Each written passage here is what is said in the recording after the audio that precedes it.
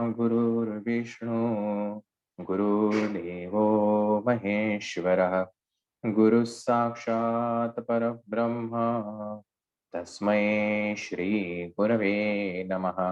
श्री स्वामी समर्थ महाराज की जय। श्री गुरुदेव दत्त श्री त्र्यंबकेश्वर महाराज की जय। गंगा गोदावरी माता की जय। सद्गुरु परम पूज्य मोरे दादा की जय। श्री स्वामी समर्थ गुरु माऊली की जय। भारत माता की जय। श्रीपादांचं ध्यान। काषाय वस्त्रं करदण्डधारिणं कमण्डलू पद्मकरेण शङ्खं चक्रं गदाभूषितं भूषणाढ्यं श्रीपादराजं शरणं प्रपद्ये। श्रीपादराजं शरणं प्रपद्ये। श्रीपादराजं शरणं प्रपद्ये। आज अध्याय क्रमांक 14 आणि 15 आहे। अध्याय क्रमांक 14 फलश्रुती आहे आपदा निवारण आणि उत्साहवर्धी वृद्धी। अध्याय क्रमांक 15 अकारण कलह निवारण पूर्वजन्मकृत दोष निवारण।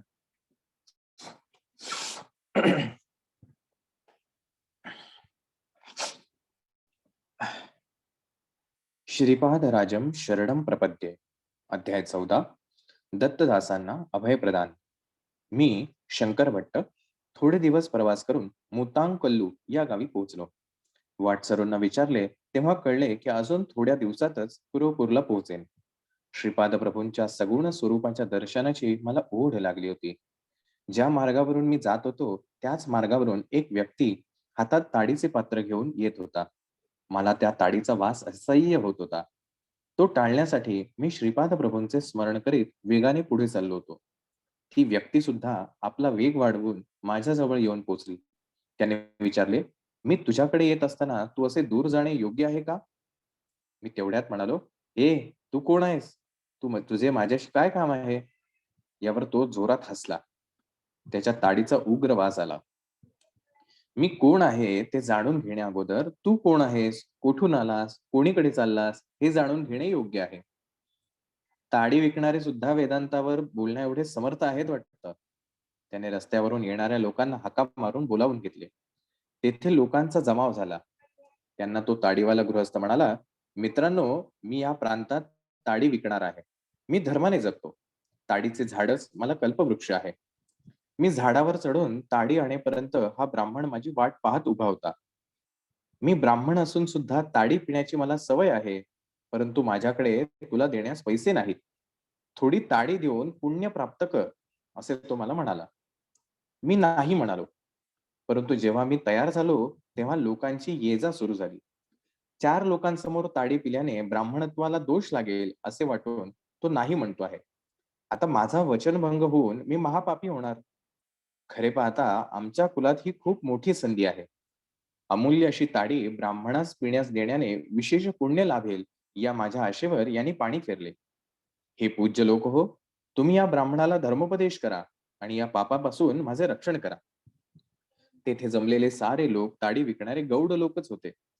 त्यांनी त्या ताडीवाल्यास दुजोरा दिला आणि त्या ताडीवाल्याने मला ताडी बळजबरीने पाजविली। त्यानंतर सगळे लोक निघून गेले। मी अत्यंत दुःखी झालो। उत्तम ब्राह्मण कुलात जन्मून नीच अशी ताडी प्यालो। माझे ब्राह्मणत्व नष्ट झाले। परमपवित्र अशा श्रीपादाचे मुखकमल आता कसे पाहू? जळलं माझं कर्म आणि नशीब माझं। माझ्या कपाळी विधी लेखच असा होता, तेव्हा वेगळे असे काय होणार? माझे पाय लडखडू लागले। तोंडाला असह्य वास येत होता। माझ्या नशिबाला दोष देत श्रीपादांचे नाव घेत चालू लागलो। मार्गात एक तपोभूमी दिसली। तेथे कोणी महात्मा राहत होते। त्या पवित्र भूमीत पाऊल टाकण्यास मला लाज वाटत होती। मी माझ्या रस्त्याने चाललो होतो। तितक्यात माझ्या पाठीमागून आवाज आला, अरे शंकर भट्टा, थांब, तुला आश्रमात घेऊन येण्याची दत्तानंद स्वामींची आज्ञा आहे। मी दैवाची लीला पाहून चकित झालो। मला श्री दत्तानंद स्वामींच्या पुढे आणून उभे केले। करुणाभरीत नेत्रांनी माझ्याकडे पाहून लवकर स्नान करून येण्यास त्यांनी सांगितले। स्नानानंतर मला मधुर फळे खाण्यास दिली। श्री स्वामींनी मला जवळ जवळ बोलावून म्हटले, अरे शंकर भट्टा, दत्तात्रयांच्या 9व्या अवतारातील श्रीपाद श्रीवल्लभांची तुझ्यावर केवढी करुणादृष्टी आहे। त्यांनी तुला आपल्या अमृत हस्ताने अमृत पाजवले. त्यांना तू गौड कुलातील ताडी विकणारा समजलास. त्यांनी दिलेल्या अमृताला भ्रमाने ताडी समजलास. अरे कितीही भ्रामकता. मी पाहिलेले सर्व प्रसंग माझ्या नजरेसमोर एक एक येऊ लागले. त्यानंतर अनंत चैतन्य शक्ती महासागरातील असंख्य लाटा माझ्यावर येऊन आदळत असल्याचा अनुभव येऊ लागला. अनंत अशा त्या सत्ता शक्तीमध्ये अत्यंत हीन, अत्यल्प असणारा माझा अहंकार नष्ट झाला. मी म्हणजे काय हे समजत नव्हते आणि समजणारे नव्हते. एका दिव्य आनंदामध्ये मी बुडून गेलो होतो. माझ्यामध्ये परिमित असणारा मी नष्ट होऊन समस्त सृष्टी स्वप्नच असल्याप्रमाणे वाटत होती. तेवढ्याच स्वामींनी माझ्यावर मंगल जल प्रोक्षण केले. त्यांच्या दिव्य हस्ताने पवित्र भस्माचे माझ्या कपाळावर लेपन केले. मी प्रकृतीच्या अधीन झालो. काही क्षण मी दिव्यानंदाचा अनुभव घेत होतो. प्रकृतीस्थ असणारा मी लगेच स्थूल तत्वात फसत जात असल्याचे लक्षात आले. श्री स्वामी म्हणाले, पूर्वीच्या एका जन्मात तू गौड कुळात होतास. जास्त प्रमाणात ताडीचे सेवन करीत होतास. तुझी ताडी पिण्याची इच्छा बाकी होती. श्रीपाद प्रभूंचा अनुग्रह नसता तर तुला ती वाईट सवय लागली असती व तू पतित झाला असतास. तुझ्या पत्रिकेत अनेक गंडांतरे आहेत, परंतु श्रीपाद प्रभूंच्या अमृत दृष्टीने त्यांचा तुझ्या नकळत परिहार होतो. श्री गुरूंच्या महिमेचे कोण वर्णन करू शकतो? वेद सुद्धा नेती नेती म्हणत मौन झाले. यावर मी म्हणालो, श्रीपाद प्रभू सारखे म्हणतात की ते नृसिंह सरस्वती रूपाने अवतार घेणार आहेत. त्यांच्या लीलांमधील गर्भित अर्थ जाणून घेण्याची माझी इच्छा आहे. हे ऐकून स्वामी म्हणाले, वेद ऋषींचे तत्ववेत्तेपणाचे ते प्रमुख लक्षण आहे. अध्यात्मातील दडलेली सत्यवचने त्यांच्या सहज सोप्या शब्दांमध्ये संतांनी सांगितली आहेत. हेच आत्मसत्य. वस्तुतः कर्मकांडाला अनुसरून व्याख्या करताना आत्मसत्यालाच सत्य, यज्ञ, जल, अन्न असे वेगवेगळे संबोधन केले आहे. अशा प्रकारानेच सरस्वती शब्दाचे सुद्धा फार वैशिष्ट्य आहे. सरस्वती नदी अंतर्वाहिनी आहे. हिचे वर्णन करताना सत्य वाक्यांचा बोध घेणारी, महार्णवाची माहिती समजावून देऊन आपल्याच चित्ताला प्रकाशित करणारी असल्याचे सांगितले आहे. श्री गुरु म्हणजे एकच एक प्रबोध शक्ती, प्रबोधिनी प्रवाह. त्यांची सत्यवाणी आपल्या चित्ताला प्रकाशित करते, तसेच परमसत्य आणि अंतर्ज्ञान आपल्याला स्थित करते. वेदातील यज्ञ हे अंतःप्रवृत्तीचे बाह्य प्रतीक आहे. यज्ञद्वारा मानव त्याचे जे स्वतःचे असते ते देवाला अर्पण करतो. त्याला प्रत्युपकारा प्रित्यर्थ देवता गोधन, अश्व देतात.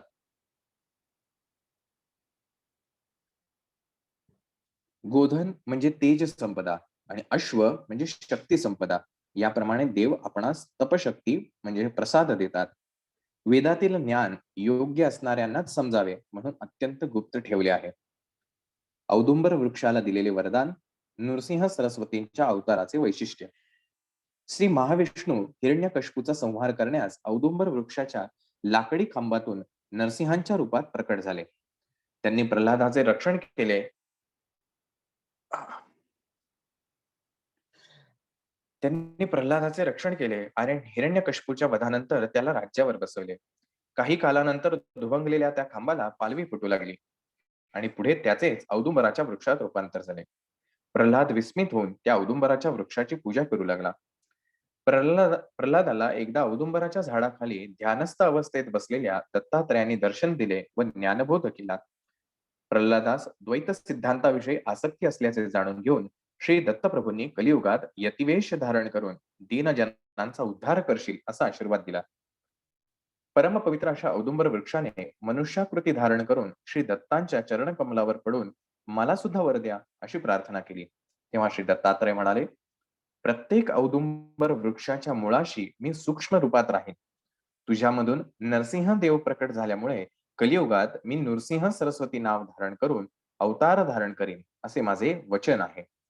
स्वामींचे वक्तव्य ऐकून मी म्हटले, महाराज, श्री पिटिकापुरम येथे श्रीपाद प्रभूंचे दर्शन घेण्यासाठी आणि त्यांच्या बाललीला ऐकण्यासाठी मन सदैव लालचावलेले असते. श्रीपादांच्या अद्भुत लीला. स्वामी म्हणाले, लहानपणी मला स्पष्ट बोलता येत नसे, शब्द तोत्रे येत. त्यामुळे सगळी मुले माझी थट्टा करीत. मला एक अनामिक आजार झाला. 5 वर्षांपासून तो वाढू लागला. 1 वर्ष लोटल्यावर 10 वर्ष लोटल्यासारखे झाले. मी 10 वर्षाचा झालो तेव्हा 50 वर्षाची लक्षणे दिसू लागली. त्यावेळी बापांना बापन्नार योलू पिठिकापुरम येथे यज्ञ करीत होते. माझ्या वडिलांनी यज्ञासाठी मला नेले होते. त्यावेळी त्यांचे वय 6 वर्षांपेक्षा जास्त नव्हते. यज्ञासाठी लागणारे तूप जमा करून ठेवले होते. ते एका वयस्क ब्राह्मणाच्या स्वाधीन केले होते. तुपातील 1/3 भाग तो ब्राह्मण घरी लपवून ठेवून उरलेला 2/3 भाग यज्ञासाठी आणीत असे. यज्ञाला प्रारंभ झाला, परंतु तूप थोड्या वेळातच संपत आले. त्यावेळी तूप तयार करणे कठीण होते. हा चिंतेचाच विषय होता. श्री बापन्नार योलूंनी श्रीपादांकडे हेतुपुरस्सर पाहिले. तेव्हा श्रीपाद म्हणाले, काही चोर माझे धन अपहरण करण्याची योजना करीत आहेत, परंतु मी त्यांचे प्रयत्न सफल होऊन देणार नाही. योग्य वेळीच त्यांना शिक्षा देईन. त्यांच्या घरी पत्नी बरोबर शनिदेवाने राहावे अशी आज्ञा करतो आहे. एवढे बोलणे झाल्यावर श्रीपादांनी त्या वृद्ध ब्राह्मणाला बोलावून ताडपत्रीवर असे लिहून दिले, आई गंगामाते, यज्ञाच्या निर्वहणासाठी लागणारे धृत द्यावे. तुझी बाकी माझे आजोबा व्यंकटप्पया श्रेष्ठी देऊन टाकतील, ही श्रीपाद वल्लभांची आज्ञा. हे पत्र त्यांनी श्रेष्ठींना दाखविले. त्यांनी ते मान्य केले. त्या वृद्ध ब्राह्मणाबरोबर 4घे ब्राह्मण पादगया तीर्थावर गेले. ते पर ते पत्र तीर्थराजाला समर्पित केले आणि त्यांनी नेलेल्या पात्रात तीर्थाचे जल भरून घेतले. वेदमंत्र म्हणत ते जल यज्ञस्थळी आणले. ते जल आणत असतानाच सर्वांच्या समोर त्याचे शुद्ध तूप झाले. त्या घृताच्या आहुतीने यज्ञाची सांगता झाली. सर्वजण आनंदित झाले. वचनाप्रमाणे श्रेष्ठींनी त्या पात्रात तूप भरून गया तीर्थात समर्पित केले. घृत ओतताना त्याचे पाणी झाले होते. माझ्या वडिलांनी माझी दुःस्थिती श्रीपादांना सांगितली. ते म्हणाले, थोडा वेळ थांबा, रोगाचे निवारण होईल. तोत्रेपणा पण काढून टाकेन. एक घर जळणार आहे, त्याचा मुहूर्त ठरवायचा आहे. प्रभूंची विधाने अनाकलनीय होती. तेवढ्यात तो वृद्ध ब्राह्मण आला. तूप चोरल्यामुळे काही हानी झाली का ते पाहण्यास आला. काही झाले तरी श्रीपादांच्या दर्शनाने चांगलेच घडेल असा त्याला दृढ विश्वास होता. श्रीपाद प्रभू त्यास म्हणाले, आजोबा, तुम्ही मुहूर्तशास्त्रात पारंगत आहात. एका घराला परशुराम प्रीती म्हणजे नष्ट करायचं आहे, तर त्यासाठी योग्य मुहूर्त काढायचा आहे. तेव्हा तो वृद्ध ब्राह्मण म्हणाला, गृहनिर्माणासाठी, भूमिपूजनासाठी मुहूर्त असतात, परंतु गृहदाहाला मुहूर्त नसतात. श्रीपाद म्हणाले, चोरी करायला गृहदाहाला मुहूर्त कसे नसतात? तो वृद्ध ब्राह्मण म्हणाला, तसे मुहूर्त असल्याचे मी ऐकले नाही. श्रीपाद म्हणाले, आजोबा, किती शुभवार्ता सांगितलीत. परमपवित्र अशा यज्ञासाठी जमवलेले तूप एका धूर्ताने चोरून नेले. अग्निदेवताला भूक आवरली नाही. धर्मानुसार त्यांना मिळवायला हवे असलेले तूप न मिळाल्यामुळे ते घर जाळून आपली भूक भागवीत आहेत. अग्निदेवता आनंदाने उड्या मारित आहेत. श्रीपाद प्रभूंचे बोलणे ऐकल्यावर त्या वृद्ध ब्राह्मणाचा चेहरा पडला. श्रीपाद म्हणाले, तुझे घर भस्मसात झाले, त्याचे थोडे भस्म घेऊन ये. श्रीपाद प्रभू अनुग्रह करून वरदान देतात, तसेच संतापाने नष्ट करतात हे ब्राह्मणास माहित होते. तो काही एक शब्द न बोलता भस्म झालेल्या घराचे भस्म घेऊन आला. ते भस्म पाण्यात टाकून ते पाणी पिण्याची प्रभूंनी मला आज्ञा केली आणि 3 दिवस पर्यंत असे करण्यास सांगितले. आम्ही श्री बापन्नार योलूच्या घरी 3 दिवस राहिलो आणि ते भस्मयुक्त पाणी पिले. माझा तोत्रेपणा पूर्णपणे नाहीसा झाला आणि मी स्वस्थ झालो. श्रीपाद प्रभूंनी आपला दिव्य हस्त माझ्या मस्तकावर ठेवून शक्तिपात करून मला ज्ञानदान करून धन्य केले. त्यानंतर ते म्हणाले, आजपासून तू दत्तानंद या नावाने प्रसिद्ध होशील. गृहस्थाश्रम स्वीकारून लोकांना तारशील. धर्मबोध करशील. तू आणि हा वृद्ध ब्राह्मण मिळून गेल्या जन्मी व्यापार करीत होतात. व्यापारात वैषम्य आल्याने एकमेकांचा नाश करण्याचा दोघे प्रयत्न करीत होते. एके दिवशी या वृद्ध ब्राह्मणाला घरी बोलवावून प्रेमाने खीर खाऊ घातलीस. त्या खीरीत विष कालवलेले त्या ब्राह्मणास माहीत नसल्याने त्याने ती खीर पूर्ण खाल्ली आणि काही वेळाने तो मरण पावला. तुला माहीत नसताना या वृद्ध ब्राह्मणाने तुझे घर काही लोकांकरवी जाळले आणि ते जळून भस्म झाले. तुझी पत्नी त्या आगीत जळून मेली. घरी आल्यावर सर्वनाश झालेला पाहून त्या धक्क्याने हृदय बंद पडून तू मरण पावलास. पूर्वजन्मात विषप्रयोग केल्यामुळे या जन्मी अशा विचित्र व्याधीस बळी पडलास. तुझे घर पूर्वजन्मी याने जाळले असल्याने त्याचे घर या जन्मी जळून खाक झाले. या लीलेने मी तुम्हा दोघांना तुमच्या कर्मबंधनातून मुक्त केले. श्रीपाद प्रभूंचा अनुग्रह प्राप्त करून मी माझ्या घरी परतलो. त्यांच्या कृपेने वेदशास्त्र संपन्न पंडित झालो. त्या वृद्ध ब्राह्मणास नरसिंहवर्मांनी नवीन घर बांधून दिले. श्रीपादांच्या कृपाप्रसादाने दोघांचा कर्मबंधनाचा विच्छेद होऊन दोघांचेही भले झाले. श्रीपाद प्रभूंच्या लीला अत्यंत दिव्य व अगाध आहेत. दत्तानंद पुढे म्हणाले, अरे शंकर भट्टा, सर्व देवता तेजातून निर्माण झाल्या आहेत. आदिती माता हीच सर्व देवतांची माता आहे. देवताच मानवाच्या प्रवृत्तीला विकासाला कारक आहे. देवता मानवाला तेज देतात, मानवाच्या आत्म्यावर दिव्य चैतन्य संपदेचा वर्षाव करतात. त्या सत्य पोषक असतात. तेच सत्य लोकाचे निर्माते आहेत. मानवाच्या संपूर्ण मोक्षाला, अव्याज आनंदाला कारणीभूत होतात. ब्राह्मण भूलोकीच्या देवता. सर्व देवता मंत्र स्वरूप आहेत. हे विश्व देवाधीन आहे. अशा प्रकारे देवता मंत्राधीन आहेत. ते मंत्र सद्ब्राह्मणांच्या अधीन आहेत, म्हणून ब्राह्मण भूमीवर देवता समान आहेत. शब्द हा साधारणपणे पंचेंद्रियांनी ग्रहण करता येतो.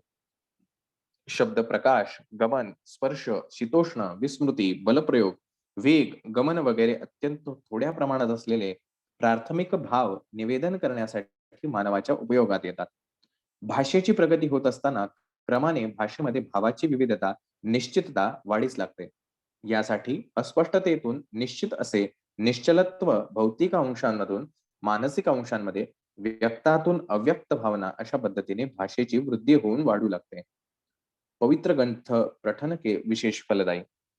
तुमचा श्रीपाद प्रभूंचे दिव्य चरित्र संस्कृत भाषेत लिहिण्याचा मानस अत्यंत स्तुत्य आहे.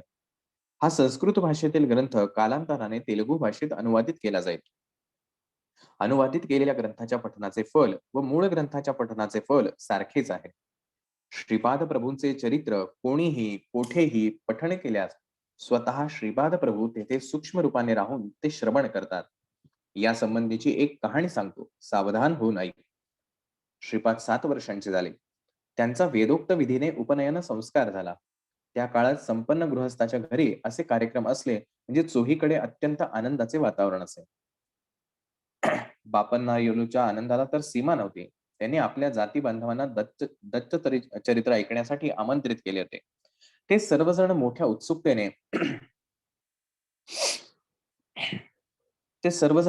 उत्सुकतेने दत्तचरित्र ऐकण्यास आले होते. दत्तदासांनी दत्तचरित्र सांगण्यास सुरुवात केली.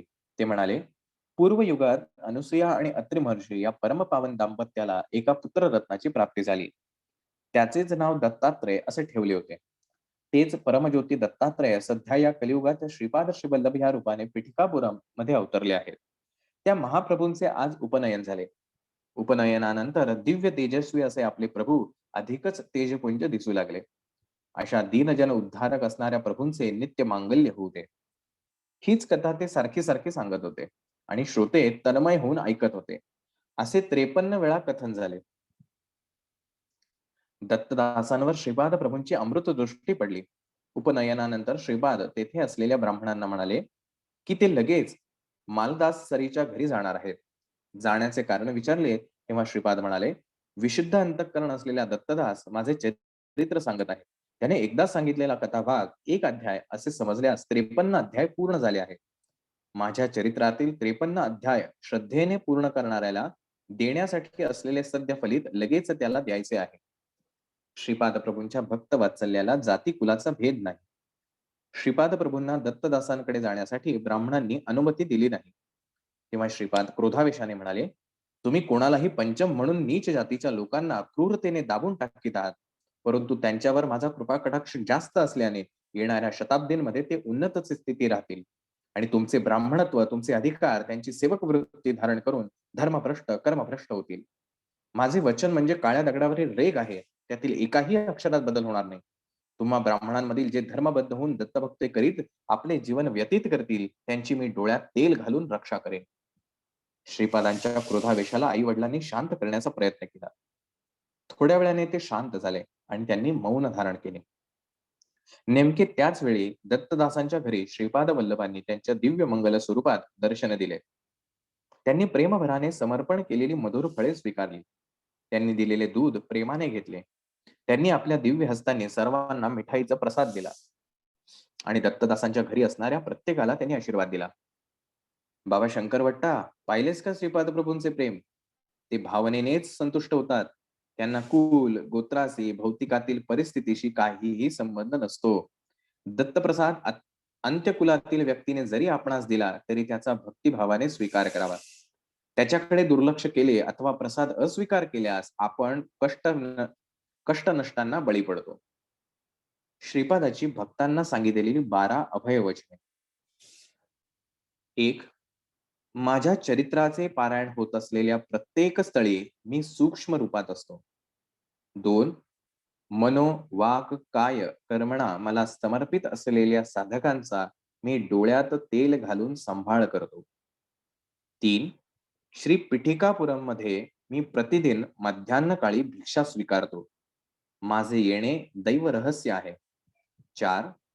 सतत माझे ध्यान करणाऱ्यांचे कर्म ते कितीही जन्मजन्मांतरीचे असले तरीही मी ते भस्म करून टाकतो. 5. अन्न हेच परब्रह्म.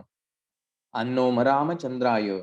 अन्नासाठी तळमळणाऱ्यांना अन्न दिल्यास मी त्या दात्यास नक्कीच प्रसन्न होतो. 6. मी श्रीपाद श्रीवल्लभ आहे. माझ्या भक्तांच्या घरी महालक्ष्मी तिच्या संपूर्ण कलेने प्रकाशित असते. 7. तुमचे अंतःकरण शुद्ध असले तर माझा कटाक्ष सदैव तुमच्यावर असतो. 8. तुम्ही ज्या देवता स्वरूपाची आराधना कराल, ज्या सद्गुरूंची उपासना कराल, ती मलाच प्राप्त होईल. 9. तुम्ही केलेली प्रार्थना मलाच पोचते. मला माझा अनुग्रह किंवा आशीर्वाद तुम्ही आराधिलेल्या देवतेच्या स्वरूपाद्वारे, तुमच्या सद्गुरूद्वारे तुम्हाला प्राप्त होतो. 10. श्रीपाद श्रीवल्लभ म्हणजे केवळ नामरूपच नाही, सकल देवता स्वरूप, समस्त शक्तींचे अंश मिळून माझे विराट स्वरूप अनुष्ठानाद्वारेच तुम्हाला समजू शकेल. 11. श्रीपाद श्रीवल्लभ हा माझा संपूर्ण योग अवतार आहे. जे महायोगी, महासिद्ध पुरुष माझे नित्य ध्यान करतात ते माझेच अंश आहेत. 12. तुम्ही माझी आराधना केली तर मी तुम्हाला धर्म मार्गाचा, कर्म मार्गाचा बोध करतो. तुम्ही पतित होऊ नये म्हणून सदैव मी तुमचे रक्षण करतो. श्रीपाद श्रीवल्लभांचा जय जयकार असो.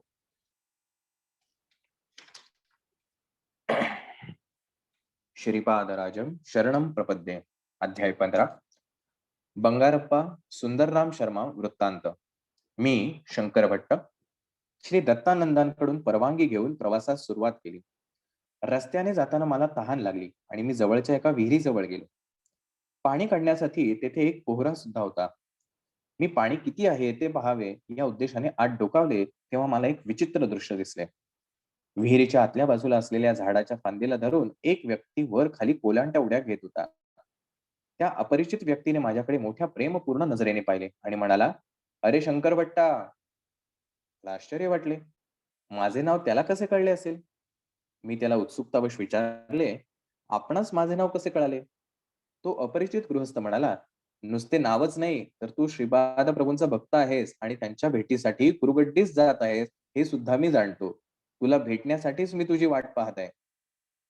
त्याला बाहेर कसे काढावे या विचारात मी होतो. माझ्या हातातील दोरी मजबूत नव्हती.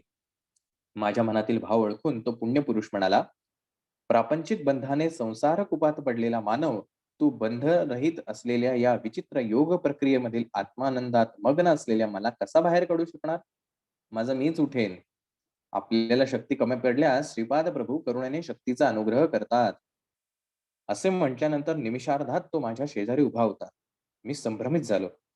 तो म्हणाले तो म्हणाला, "माझे नाव बंगारप्पा. तू तहानलेला दिसतोस, मी तुझी तहान भागवतो." असे म्हणून त्याने त्या पोहऱ्याने भराभर पाणी काढले आणि तो स्वतःच ते पाणी गटागटा प्यायला. परंतु आश्चर्य असे की ते पाणी तो प्यायला, तहान मात्र माझी भागली. याचे मला आश्चर्य वाटले. नंतर आम्ही दोघांनी प्रवास आरंभ केला. त्याने बोलण्यास सुरुवात केली. "मी स्वर्णकार कुटुंबातील आहे. मी मंत्रतंत्रामध्ये प्रावीण्य मिळवले होते. माझ्या मंत्राच्या सामर्थ्याने नावडत्या व्यक्तीस मारून टाकण्याची विद्या सुद्धा मला अवगत होती. भूत, प्रेत, पिशाच यांच्या सहवासात सुद्धा मी राहिलो होतो. माझे नुसते नाव ऐकून लोक घाबरत. ज्या गावात मी जाई तेथील लोक मी भूतप्रेतांचे प्रयोग करू नये म्हणून मला विपुल धन आणून देत. माझ्या चेहऱ्यावरील साधारण मनुष्यांच्या चेहऱ्यावर दिसणारी प्रसन्न कळा लोप पावून भूतप्रेतांची असलेली विकृत कळा, क्रूर स्वभाव माझ्या चेहऱ्यावर स्पष्ट दिसू लागला. माझ्या संचारामध्ये एकदा पूर्व पुण्याईने पिठिकापुरम लागले. श्री दत्तप्रभूंच्या अवतारामधील पवित्र अशा नगरीत शूद्र असलेल्या कुतंत्राला, परस्पर कलहाला काही कमी नव्हते. श्री बापन्नारियुलू आणि श्रीपाद यांच्याविषयी अनेक चित्रविचित्र गोष्टी मी कर्णोपकरणी ऐकल्या होत्या. मी सर्वात प्रथम बापन्नारियुलूंना मारून टाकावे असा विचार केला. मी एका ओढ्याजवळ जाऊन ओंजळी ओंजळीने पाणी पित होतो. मला मनुष्यांना मारण्याच्या अनेक विद्यांचे ज्ञान होते. त्यापैकी एक, ज्या व्यक्तीचा अंत करायचा तिचे ध्यान करून पाणी पिले तर ते त्या व्यक्तीच्या पोटात जात असे. मी त्या ओढ्यातील पाणी पित असताना श्रीपाद प्रभू बापन्नार यांच्या जवळ होते. श्रीपाद प्रेमाने बापन्नार येलूंच्या पोटावरून हात फिरवत तेव्हा ताबडतोब ते पाणी उडून जाईल. मी पाणी पिऊन पिऊन थकलो, परंतु बापन्ना येलूंवर त्याचा काहीच अनिष्ट परिणाम न होता ते पूर्वीसारखे सुरक्षितच राहिले. माझी विद्या का फळली नाही याचे मला दुःख झाले. श्रीपाद प्रभूंची शूद्रोपासकास शिक्षा. मला एक सर्प मंत्र येत होता. त्या मंत्राच्या योगाने इच्छित व्यक्तीच्या घरी सर्प जाऊन दंश करीत असे. मी बापन्नार युलूंचे ध्यान करून तो मंत्र उच्चारण केला. अनेक सर्प बापन्नार युलूंच्या घरी गेले आणि घरी असलेल्या एका वेलावर पडवळाप्रमाणे लोंबकळू लागले. परंतु ते बापन्नार युलूंना काहीच करू शकले नाही. 2 मुहूर्ताचा काळ झाल्यावर ते जेथून आले होते तेथे निघून गेले. माझा दुसरा प्रयत्न सुद्धा फसला होता. माझ्या अंकित असलेले भूत प्रेत बापन्नार येलूंच्या घराजवळ सुद्धा फिरकू शकत नाहीत. हा सर्व श्रीपाद प्रभूंच्या लीलांचा चमत्कार असल्याचे मला कळून चुकले. एवढे झाले तरी माझी राक्षसी प्रवृत्ती काही कमी झाली नाही. मी स्मशानात जाऊन श्रीपादांची कणिकेची बाहुली करून त्याला 32 जागी 32 सुया टोचल्या. या मारण प्रक्रियेत श्रीपादांच्या शरीरास 32 ठिकाणी जखमा व्हाव्यात एवढेच नाही तर त्या सुया द्रवरूप होऊन त्यांच्या शरीरात विषाचा फैलाव होऊन त्याने त्यांचा अंत व्हावा असा दुष्ट बेत माझा होता. परंतु हा प्रयत्न सुद्धा फसला. एका रात्रीच्या वेळी माझ्या शरीरात पाणी भरत असल्याचे जाणवले. त्याने मला प्राणांतिक वेदना होऊ लागल्या. बापन्नार येलूंच्या घरी सोडलेले सर्व सर्प माझ्याकडे येऊन मलाच दंश करू लागले. श्रीपादांच्या पिठाच्या बाहुलीला ज्या ज्या ठिकाणी सुया टोचवल्या होत्या त्या त्या ठिकाणी मला असह्य वेदना होऊ लागल्या. नरक यातनांचा अनुभव येऊ लागला. मी श्रीपाद वल्लभांना मनापासून अंतर्मनाने शरण गेलो. माझ्या अंतर्दृष्टीला श्रीपाद प्रभूंचे दर्शन झाले. ते म्हणाले, "बंगारप्पा, तू केलेल्या महापापाला अनेक वर्षे इहलोकात दुःख भोगल्यानंतर नरकात सुद्धा दुःखांचा अनुभव घ्यावा लागला असता. परंतु मी तुझ्यावर कृपा करून एका रात्रीत झालेल्या यातनांद्वारे कर्माचा नाश करीत आहे. तुझ्या सर्व शूद्र विद्यांचा सुद्धा नाश करीत आहे. तरी पण कोणी तहानलेले व्याकुळ झालेला मानव तुझ्या अंतर्दृष्टीत दिसल्यास तू स्वतः पाणी पिऊन त्याची तहान भागवू शकशील. कोलांटी खात कोलांटी खात झुलणे ही एक योग प्रक्रिया आहे. त्याचा अभ्यास करून तू आनंदाची प्राप्ती करून घेशील. आजपासून सात्विक प्रवृत्तीचा स्वीकार करून जगशील. माझ्या माता-पित्यांच्या घरी किंवा श्री बापन्नार येलूंच्या घरात पाय ठेवण्यास सुद्धा बहुजन्माचे पुण्य असावे लागते. तुला या जन्मात तरी तसे भाग्य नाही. जीवन देणारा परमेश्वर आहे म्हणून काढून घेण्याचा अधिकार सुद्धा त्यांचाच आहे. माता-पिता जन्मदाते असल्याने परमपूज्य असतात. त्यांच्या वृद्धापकाळात अनादर करणाऱ्यांकडे माझा कृपा कटाक्ष नसतो. तू आपल्या शूद्र विद्येने कितीतरी निष्पाप लोकांना अकाली मृत्यू दिलास. त्या पापाचे फळ तुला शंकर भट्ट नावाच्या कन्नड ब्राह्मणाची भेट होईपर्यंत राहील. नंतर निःशेष होईल. तो शंकर भट्ट माझे चरित्र लिहील असे श्रीपाद प्रभू मला म्हणाले होते. ही घटना घडली तेव्हा श्रीपादांचे वय 7 ते 8 वर्षाचे होते. त्या दिवसापासून मी तुझी वाट पाहत आहे. आज माझा चांगला दिवस आहे, असे बंगारप्पा म्हणाले. ही घटना गोंधळात टाकणारी होती. नंतर मी असमंजसपणे म्हणालो, तुम्ही पाणी पिले तर दुसऱ्याची तहान कशी भागते? यातील मर्म काय? त्यावर बंगारप्पा म्हणाले, एका योग प्रक्रियेने मी इतर जीवाच्या प्राणमय शक्तीमध्ये अनुसंधान साधतो. त्याद्वारे हे तादात्म्य भावनेने साध्य होते.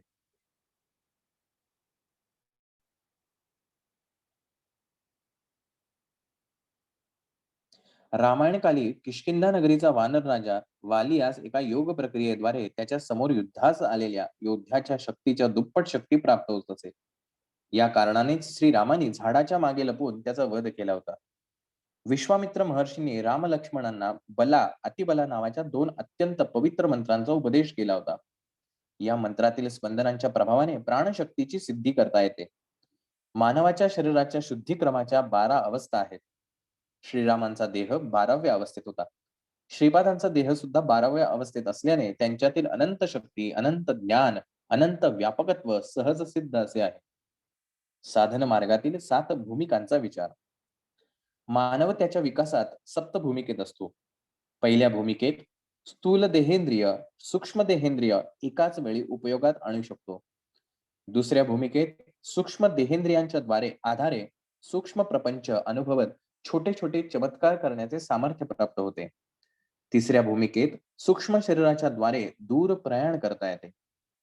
तिसऱ्या व चौथ्या भूमिकांच्या मध्ये वशीकरण केंद्र असते. वशीकरणात असताना ज्या स्थितीत असतो त्याच स्थितीत आपण राहतो. गौतम ऋषींनी अहिल्येस शाप दिला तेव्हा ती आश्चर्यचकित झाली. तिला आपण शील चैतन्यात आहोत असा दृढ विश्वास होता. ती श्रीरामांच्या दर्शनापर्यंत त्याच स्थितीत राहिली. अहिल्याचे शरीर शिला स्थितीत गेले होते तसेच तिचे मन त्या स्थितीत गेले होते. म्हणजे ती तिसऱ्या व चौथ्या भूमिकेच्या मध्येच असलेल्या वशीकरण केंद्रात राहिली.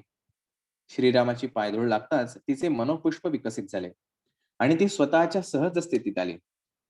चौथ्या भूमिकेला पोहोचलेल्या आत्म्याला अतिशय विस्तारित योग शक्ती लाभते. यासाठी आपल्या योग शक्तींचा लोककल्याणार्थ अंतरात्म्याच्या बोधानुसार विनियोग केला तर उच्च स्थिती प्राप्त करता येते. परंतु पापकार्याला निमित्त होणारे तुच्छ स्वार्थ प्रयोजनासाठी ही शक्ती वापरली तर पतन अवस्थेला जाऊन शिला चैतन्यात पडण्याची भीती असते. त्यानंतर अनेक हजारो जन्मानंतर मानव जन्माला येता येते. पाचव्या भूमिकेवर असलेले साधक संकल्प ज्ञानी असतात. सहाव्या भूमिकेवरील साधक भावज्ञानी असतात.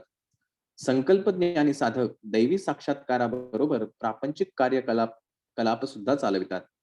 भावज्ञानी साधकांना प्रापंचिक कार्यकलापाचा ध्यास फार कमी असतो. सातव्या भूमिकेवरील साधक परमात्म्याच्या जवळ असलेल्या ज्ञानाची प्राप्ती करून घेऊ शकतात. अवतारी पुरुष व साधकातील भेद. बंगारप्पांनी सांगितलेल्या गोष्टी ऐकल्यावर माझ्या मनात काही संदेह निर्माण झाले. त्यांचे निराकरण करण्यासाठी मी शंकर भट्ट प्रश्न केला. महाराज, जीवनात केवळ परिणामक्रम असतो का? काय हे अवतारी पुरुषांना सुद्धा लागू पडते? यावर बंगारप्पा म्हणाले, अवतारी पुरुष काळाच्या महिम्याने निर्माण होतात. मानव जेव्हा भगवंत होतो तेव्हा त्याला समर्थ सद्गुरू असे म्हणतात. देव मानव रूपात आले तर त्यांना अवतारी पुरुष म्हणतात. मच्छ पाण्यात वेगाने पोहू शकतो. कूर्म पाण्यात व जमिनीवर दोन्ही ठिकाणी राहू शकतो. वराह म्हणजे खड्गमृग भूमीवर सहजपणे चालू शकणारा प्राणी. सिंह हा जनावरात सर्वात श्रेष्ठ प्राणी. नरसिंह अवतारात भगवान विष्णूंनी सिंहाचे मुख आणि मनुष्याचे शरीर असे रूप धारण केले होते. याचना प्रवृत्ती असणारा तमोगुण प्रधान असलेला वामन अवतार, रजोगुण युक्त असलेला परशुराम अवतार, सत्वगुण प्रधान असलेला तो रामा अवतार, त्रिगुणांच्या अतीत असलेला निर्गुणत्व प्रधान असलेला श्रीकृष्ण अवतार, कर्म प्रधान असलेला तो बुद्ध अवतार, समस्त सृष्टीतील एकत्वातील अनेकत्व आणि अनेकत्वातील एकत्व स्वतःमध्ये सामावून घेणारा अत्यंत अद्भुत अत्यंत विलक्षण युग अवतार म्हणजे श्रीपाद श्रीवल्लभ अवतार. श्रीपाद प्रभूंशी ऋणानुबंध नसलेले योग संप्रदाय मते धर्म नाहीतच. श्रीपादांची स्थिती बुद्धिवानांना सुद्धा समजण्यासारखी नाही. त्यांच्यासारखे तेच आहेत. सर्व सिद्धांताचा सर्व संप्रदायांचा त्यांच्यातच समन्वय आहे. या सृष्टीचा आदी बिंदू व अंतिम बिंदू सुद्धा तेच आहेत. स्पंदनशील असलेल्या जगत व्यापाराचे निरीक्षण करणारे, संकल्प करणारे, क्षय करणारे तेच आहेत. हे गूढ असे देवाचे रहस्य आहे. सप्त ऋषींना जे समजले नाही ते मी काय सांगू? बाबा शंकर भट्टा, तू धन्य आहेस. त्यांचे अव्याज कारुण्य लाभेल तो धन्य होय, अन्य जीव व्यर्थ होत. सत्कर्म व दुष्कर्माचे फल निवारण. मी म्हणजे शंकर भट्ट विचारले, महाराज, मला एक शंका आली आहे. समस्त कर्माचा बोध करून देणारा तोच असल्यावर लोकांमध्ये थोड्यांना चांगले थोड्यांना वाईट असे जन्माला का घालतो? त्यावर बंगारप्पा मोठ्याने हसले व म्हणाले, तू चांगला प्रश्न विचारलास. सर्व सृष्टी द्वंद्वातूनच निर्माण झाली आहे. मृत्यूचे भय नसेल तर जन्मदात्री आई सुद्धा मुलावर प्रेम करणार नाही. वेदांमध्ये पुरुष हा शब्द आत्मा या अर्थाने वापरला असला तरी आत्मा म्हणजे पुरुष नव्हे. पुरुष हा शब्द देहास सूचित करतो आणि आत्मा हा देह नाही. तो देहाहून निराळा असून अजन्मा अव्यक्त अचिंत्य आणि विकाररहित आहे. मानवात व प्राणी मात्रात एकच आत्मा वास करतो. मनुष्य आणि देव यांच्यात मात्र भेद आहे. या भेदामुळेच मनुष्य देवत्व प्राप्त करण्यासाठी प्रयत्नशील असतो. या प्रयत्नामुळेच मानवाचा विकास होतो. देवामध्ये केवळ चांगल्या सृजनात्मक शक्ती असतात असे नाही, तर काही विघटनकारक, विनाशकारक शक्ती सुद्धा असतात. त्या शक्तींचा आवश्यकतेनुसार उपयोग करून सृष्टीचे चलनवलन सुव्यवस्थित चालवण्याचे कर्म देव करीत असतात. मनुष्यांच्या जन्मात सुख आणि दुःख ही पूर्वकर्मानुसार येत असतात. दुःख येत असल्याने मानवास सुखाचे महत्त्व कळते व तो सुख मिळवण्यासाठीच आकांक्षा करतो. सृष्टीमध्ये असे दिसून येते की अनेक दुष्ट, कुकर्मी, नास्तिक, जनतेला छळणारे लोक अत्यंत सुखाचे जीवन जगतात आणि सत्यवचनी, प्रामाणिक, सदाचारी, सच्छील व्यक्तींना अनेक दुर्धर संकटांना तोंड द्यावे लागते. अशा विपरीत स्थितीचे कारण असे की कुकर्म करून सुद्धा अत्यंत सुखाचा उपभोग घेणाऱ्या लोकांनी पूर्वीच्या जन्मात काही सत्कर्मे केली असणार आणि त्याचे फलस्वरूप त्यांना आज असलेले सुख प्राप्त झाले आहे. तसेच अत्यंत प्रामाणिक, सच्छील, सज्जन लोक आज जी दुःखी भोगताना दिसतात ती त्यांच्या पूर्वजन्मातील पापकर्मांचे फलस्वरूपच. मनुष्यास आपल्या पाप अथवा पुण्याचे फळ तात्काळ मिळत नाही, त्यास काही वेळ लागतो. परंतु पाप किंवा पुण्य अत्यंत तीव्र स्वरूपाचे असल्यास त्याचे फळ लवकर मिळते. चांगले अथवा वाईट कर्म करणे मानवाच्या हाती असते. समाजात अधर्माची वाढ होऊन दुष्ट, दुराचारी लोकांकडून सज्जनांचा, संतांचा छळ होऊ लागतो, त्यावेळी भगवान सगुण रूपात अवतार घेऊन पापी, दुराचारी लोकांचा नाश करून धर्माचे, संत सज्जनांचे रक्षण करतात. हजारो वर्षांपासून आकाशात तारे, ग्रह, चांदण्या होत्या, परंतु त्या सध्याप्रमाणे सुव्यवस्थित नव्हत्या. कालांतराने या तारामंडलातील अनेक तारे खाली पडून त्यांचे दगडात रूपांतर झाले. अनेक ग्रह एकमेकात मिसळून गेले. पृथ्वीसह सारे ग्रह सूर्याभोवती परिभ्रमण करतात. या ग्रहांच्या आकर्षण विकर्षणानेच सृष्टी चलित आहे. ती सूर्याभोवती परिक्रमा करीत असते. परमेश्वराविषयी आकर्षणाने लोक आस्तिक होतात व सत्कर्म करण्यास प्रवृत्त होतात. ज्या लोकांमध्ये परमेश्वराविषयीचे आकर्षण नसते ते नास्तिक होऊन दुष्कर्मे करण्यास प्रवृत्त होतात. या दोन्ही प्रकारच्या कर्मांना ते स्वतःच आधार असतात. वेलप्रभू वेलूप्रभू महाराजांचा गर्वभंग. पिठिकापुरम या नगरीत वेलूप्रभू नावाचे एक महाराज राज्य करीत होते. ते वेश बदलून नगरात फिरून प्रजेची स्थिती अवलोकन करीत. एकदा त्यांना श्रीपाद श्रीवल्लभांना भेटण्याची इच्छा झाली. त्यांनी आपल्या सेवकास अप्पळराज यांच्या घरी पाठवून आदेश दिला की श्रीपाद श्रीवल्लभ स्वामींना तात्काळ घेऊन यावे.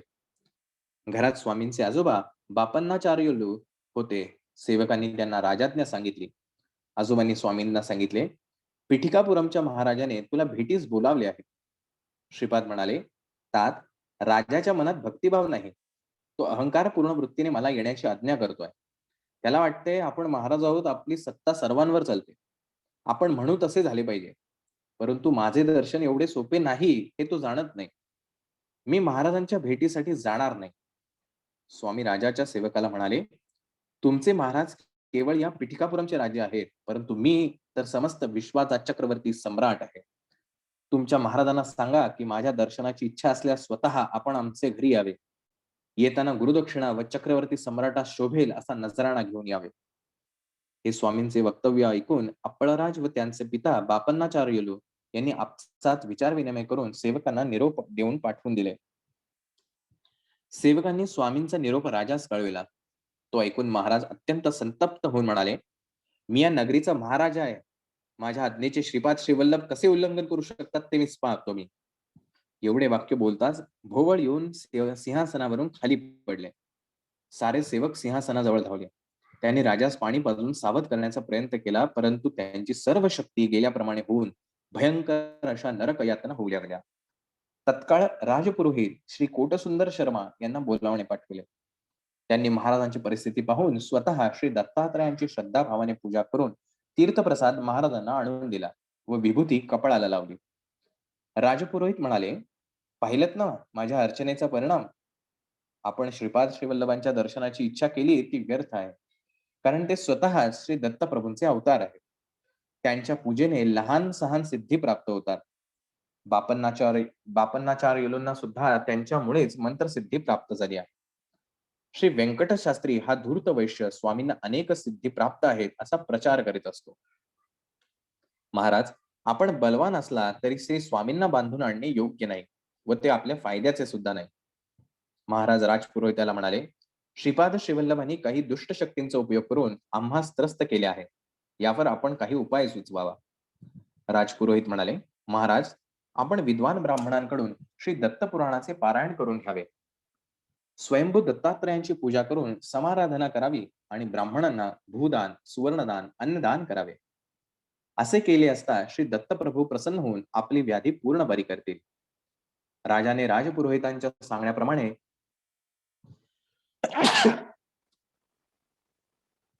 सॉरी राजाने राजपुरोहितांच्या सांगण्याप्रमाणे विद्वान ब्राह्मणांकरवी श्री दत्त पुराणाचे पारायण प्रारंभ केले. परंतु आश्चर्य असे घडले की पारायण सुरू केल्यापासून गावातील चोरांचा सुळसुळाट अधिकच वाढला. त्यांच्यावर आळा घालणे राजास कठीण झाले. महाराजांना त्या रात्रीच स्वप्नात आपले पितर दिसले. ते अगदी क्षीण, अशक्त व दीनवाणे दिसत होते. ते म्हणाले, अरे वेलू, तू आम्हास श्राद्ध भोजन देत नाहीस, आमची या प्रेत योनीतून सुटका करण्यास काही करीत नाहीस. महाराज म्हणाले, तात, मी शास्त्रानुसार श्राद्ध कर्म करतो ना.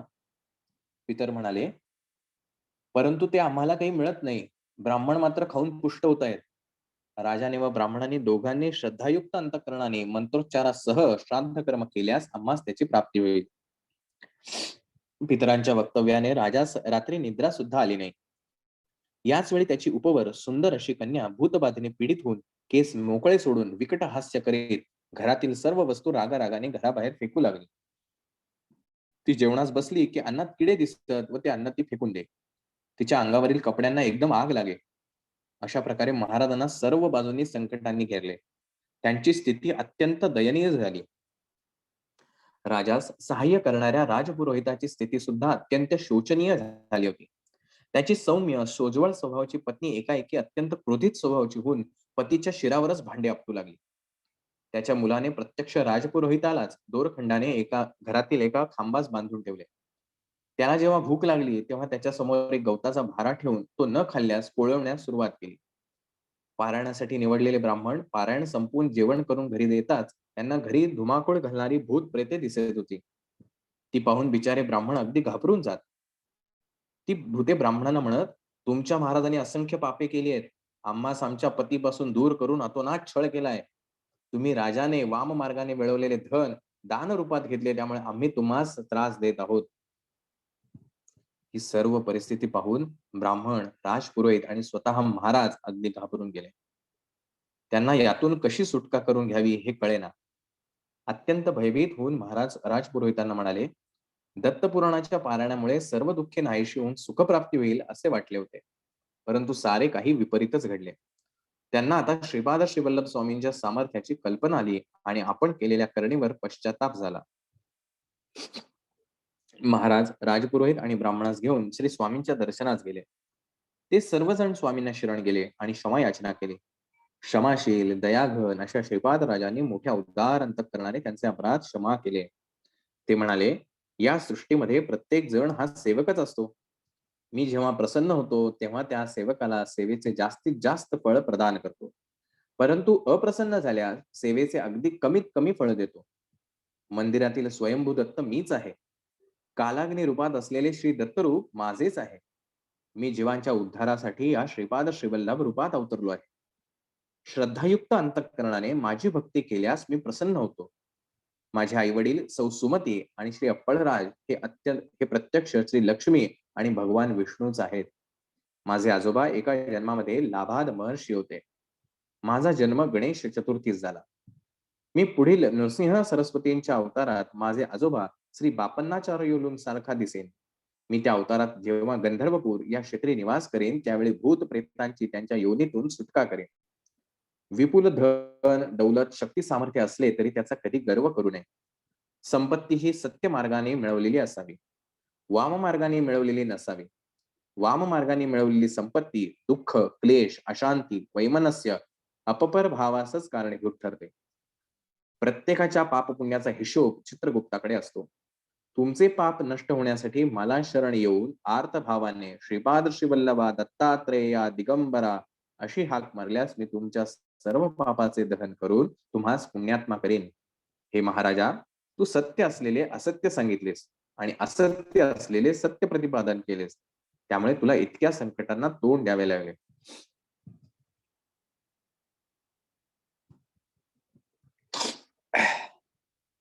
श्रीपाद श्रीवल्लभांचा योग्य सन्मान न करता त्यांची निंदा केल्याने श्री दत्तपुराण या ग्रंथाचे पारायण करून सुद्धा त्याचे फळ न मिळता नुसतीच संकटेच झेलावी लागली. श्री दत्तप्रभू स्वतः श्रीपाद श्रीवल्लभ आहेत हे त्रिवार सत्य आहे. श्रीपाद वल्लभांचा जय जयकार असो. श्रीपाद राजम शरणम प्रबद्धे. श्री स्वामी समर्थ. अशा प्रकारे आजचे हे 2 अध्याय संपन्न झाले. बऱ्याचशा गोष्टी यामध्ये आहेत. पण एक गोष्ट आवर्जून मी पुन्हा दुसऱ्या डबल वाचण्याचा प्रयत्न करेन, की महाराजांनी जी अभयवचनं दिलेली आहेत भक्तांसाठी, ती पुन्हा एकदा डबल वाचतो, मग आपण सार बघूया. श्रीपादांची भक्तांना सांगितलेली 12 अभयवचने. माझ्या चरित्राचे पारायण होत असलेल्या प्रत्येक स्थळी मी सूक्ष्म रूपात असतो. ज्या ज्या ठिकाणी आपण जसं गुरुचरित्रही वाचताना म्हणतो, की ज्या ठिकाणी महाराजांचं चरित्राचं वाचन होतं, पठण होतं, मनन होतं, चिंतन होतं, त्या प्रत्येक ठिकाणी महाराज सूक्ष्म रूपाने त्या ठिकाणी हजर असतात. आता आपण हे ऐकतोय, हे आपल्या प्रत्येकाच्या जवळ आता महाराजांचं सानिध्य आहे. त्यामुळे त्या सानिध्य असलेल्या श्रीपाद स्वामींना आपण मनोमन नमस्कार करावा. 2. मनो वाक्काय कर्मणा मला समर्पित असलेल्या साधकांचा मी डोळ्यात तेल घालून सांभाळ करतो. म्हणजे मनाने, वाचेने म्हणजे बोलण्यातून आणि कृतीतून कर्मणा प्रत्यक्ष जे आपण कर्म करतोय, आपण जे काही जेवण बनवतोय, ऑफिसला जातोय, रोजचं रुटीन जे काही आपलं वर्क आहे, सगळं वर्क आणि मनातून येणारे प्रत्येक विचार आणि जे काही आपण बोलतोय वाचेने, ते शब्द या तिन्ही रूपाने मला समर्पित असलेल्या साधकांचा मी डोळ्यात तेल घालून सांभाळ करतो. याचा शब्दशः अर्थ आपल्याला प्रत्येकाला माहितीये, की अगदी छोटीशी सुद्धा चूक कधीही आपल्या बाबतीत होऊ शकत नाही. जर आपण या 3 माध्यमातून मनाने, वाचेने आणि कृतीनं जर महाराजांना समर्पित असू तर. 3. श्री पीठिकापुरममध्ये मी प्रतिदिन माध्यान्हकाळी भिक्षा स्वीकारतो. माझं येणे दैव रहस्य आहे. हे आपल्याला सगळ्यांना माहिती आहे, की दत्त महाराज माध्यान्ह काळामध्ये भिक्षेचा स्वीकार करतात. 4. सतत माझे ध्यान करणाऱ्यांचे कर्म ते कितीही जन्मजन्मांतरीचे असले तरी ते मी भस्म करून टाकतो. अनन्यान चिंतयन्तो माम, की प्रत्येक क्षणी जो माझे स्मरण करतो, माझं ध्यान करतो किंवा माझा सतत स्मरण करत राहतो, त्याचे जन्मजन्मांतरीचे असले कितीही अनेक हजारो जन्मांपासूनच जरी आपल्याला काही पापकर्म असेल तरी सुद्धा ते मी भस्म करून टाकतो. त्यानंतर अन्नासाठी तळमळणाऱ्यांना अन्न दिल्यास मी त्या दात्यास नक्कीच प्रसन्न होतो. आपण बऱ्याचदा असं बघतो, की आपण गुरुचरित्र वाचन झालं, की कोणतरी आपल्याच ओळखीतल्या व्यक्तीला जेवायला बोलवतो आणि मग एक सज्जनाला जेवण घातल्याचं आपल्याला समाधान लाभतं. पण महाराजांनी असं म्हटलंय, की जो अन्नासाठी तळमळतोय, की ज्याला खायला अन्न नाहीये, असा जो कोणी व्यक्ती असेल, म्हणजे भिकारी नव्हे. असा जो कोणी व्यक्ती असेल, अशांना जर अन्न दिलं, तर त्या दात्यास मी नक्कीच प्रसन्न होतो. त्यानंतर पुढचं आहे, की मी श्रीपाद श्रीवल्लभ आहे. माझ्या भक्तांच्या घरी महालक्ष्मी तिच्या संपूर्ण कलेने प्रकाशित होत असते.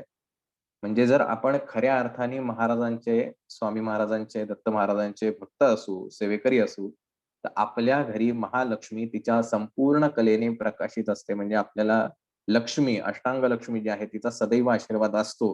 हे महाराजांचा आशीर्वाद आहे. 7. तुमचे अंतःकरण शुद्ध असले तर माझा कटाक्ष सदैव तुमच्यावर असतो. आता हा अंतःकरण शब्द जो आहे तो ज्यावेळेला हे अध्यायाचं सार सांगेल त्याच्यामध्ये जेव्हा आलाय त्यावेळेला ते सांगेल. तर ज्याचं अंतःकरण शुद्ध आहे त्याच्यावरती महाराजांचा सदैव कटाक्ष असतो. कटाक्ष म्हणजे नजर किंवा काय म्हणा दृष्टी ही सदैव आपल्यावरती त्यांच्यावरती असते. तुम्ही ज्या देवता स्वरूपाची आराधना कराल, ज्या सद्गुरूंची उपासना कराल ती मलाच प्राप्त होईल. आपण ज्याला महाराजांना गुरु म्हणून स्वीकारलं आहे किंवा गुरु म्हणून आपल्याला ते लाभले आहेत, तर आपण ज्या ज्या रूपामध्ये गणपती असो, देवी असो, अन्य कुठलाही देव असो, त्या रूपामध्ये कुठल्याही गुरूंच्या माध्यमातून आपण जी काही सेवा करणार आहोत, ती आपल्या स्वामी महाराजांपर्यंतच पोहोचणार आहे, असं महाराज म्हणतात. महाराज पुढे म्हणतात, की तुम्ही केलेली प्रार्थना मलाच पोहोचते. आपण कुठल्याही रूपातून केली तरी ती त्यांच्यापर्यंत पोहोचते. माझा आशीर्वाद तुम्ही आराधिलेल्या देवतेच्या स्वरूपाद्वारे, तुमच्या सद्गुरूद्वारे तुम्हाला प्राप्त होतो. पण तो आशीर्वाद महाराजांचा परत त्याच चॅनल थ्रू येतो. म्हणजे आपण ज्या देवाची सेवा केली असेल, त्या देवाच्या माध्यमातून आपल्याला तो आशीर्वाद मिळतो. म्हणजे महाराज सुद्धा प्रोटोकॉल्स फॉलो करतात. आपण हे ते करायला हवेत. श्रीपाद श्रीवल्लभ म्हणजे केवळ नामरूपच नाही, सकल देवता स्वरूप समस्त शक्तींचे अंश मिळून माझे विराट स्वरूप अनुष्ठानाद्वारेच तुम्हाला समजू शकेल. श्रीपाद श्रीवल्लभ हे फक्त नाव नाहीये, तर सगळ्या देवतांचं एकत्रित असलेलं स्वरूप असं विराट स्वरूप आहे, जे अनुष्ठानाद्वारेच म्हणजे तपश्चर्येद्वारेच आपल्याला ते समजू शकेल. पुढे म्हणतात की श्रीपाद श्रीवल्लभ हा माझा संपूर्ण योग अवतार आहे. जे महायोगी महासिद्ध पुरुष माझे नित्य ध्यान करतात ते माझेच अंश आहे. आणि शेवटचा, तुम्ही माझी आराधना केली तरी मी तुम्हाला धर्म मार्गाचा कर्म मार्गाचा बोध करतो. तुम्ही पतित होऊ नये म्हणून मी सदैव तुमचे रक्षण करतो. हे वाक्य फार महत्वाचं आहे. म्हणजे आपल्याला असं वाटतं की आपण महाराजांची सेवा करतो म्हणजे महाराजांनी सगळे चमत्कार करावेत. तर महाराज असं म्हणतात की तुम्ही माझी जर आराधना केली, माझी जर पूजा अर्चा केली, तर मी तुम्हाला मार्ग दाखवतो की कोणता मार्ग योग्य आहे, काय कर्म केलं पाहिजे, आता कसं वागलं पाहिजे, हे मी फक्त तुम्हाला गाईड करतो. पण जर तुम्ही त्याच्यावर चालला नाही, तर ते सर्वस्वी आपलं जे आपण जे काही त्याच्या अगेन्स्ट काम करणार आहोत. आपल्याला समोर दिसतंय की अरे हे असं घडतंय आणि ते योग्य आहे. हे महाराजच आपल्याला मार्ग दाखवतात. पण त्याच्यावर चालायचं का नाही हे स्वातंत्र्य मात्र आपलं आहे. तुम्ही पतित होऊ नये म्हणून सदैव मी तुमचे रक्षण करतो. आपण त्या मार्गावरनं बाजूला पडू नये. म्हणजे हायवेवरती जेव्हा गाडी चालते त्यावेळेला वेगवेगळे डायव्हर्जन्स येतात, की हे गाव लागणार आहे. मग गाडी तुम्ही वळवू शकता. पण जो भक्त निष्ठावान आहे, तो भक्त कधीच हायवे सोडत नाही. आणि महाराज असं म्हणतात, की ज्या वेळेला डायव्हर्जन येईल, त्यावेळेला मी तिथं ती पाटी उभी करेन. की अरे इथं डायव्हर्जन आहे, इथे वळायचं नाहीये, या रस्त्याने जायचंय. म्हणजे ते सतत आपल्याला मार्ग दाखवत राहतात. म्हणजे प्रत्यक्ष येऊन महाराजांनी आपल्याला उचलून घ्यावं, अशी जी आपली अपेक्षा आहे. तर महाराज म्हणतात, मी तसं न करता त्यांना योग्य मार्ग जो आहे तो दाखवतो. आपण अध्यायाच्या साराकडे जाऊया, थोडक्यात घेऊया.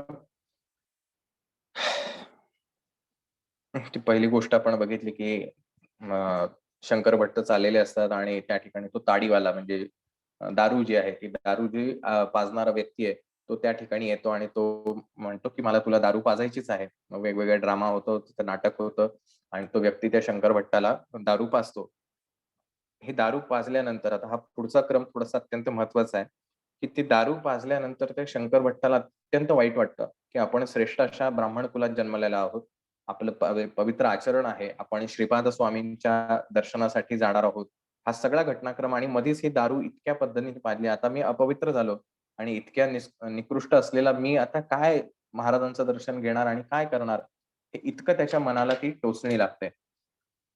शेवटी नशीब असं म्हणून तो आपला चालायला सुरुवात करतो. पण चालायला लागल्यानंतर त्याला वाटेमध्ये दत्तानंद स्वामी यांची भेट होते आणि ते दत्तानंद स्वामी ज्यावेळेला त्याला सांगतात, की "अरे, तो जो तुला व्यक्ती भेटला होता, ज्याने तुला ती दारू पाजली, तो व्यक्ती नव्हता. तू त्याला ओळखलंच नाहीस. तर ते स्वतः श्रीपाद स्वामी होते आणि त्यांनी त्या रूपात येऊन तुला ती दारू पाजली." हे ज्या क्षणी त्याला कळतं, त्या क्षणी जे काही वेळापूर्वी त्याची अशी भावना होती, की मी किती वाईट आहे, माझं नशीब किती वाईट आहे, वगैरे, वगैरे, जे स्वतःला फार टोचणे देत होता. पण ज्या क्षणी त्याला कळतं, की साक्षात श्रीपाद स्वामी येऊनच मला ही सगळी गोष्ट करून गेले, त्यावेळेला त्याच्या मनामध्ये अत्यंत आनंद होतो.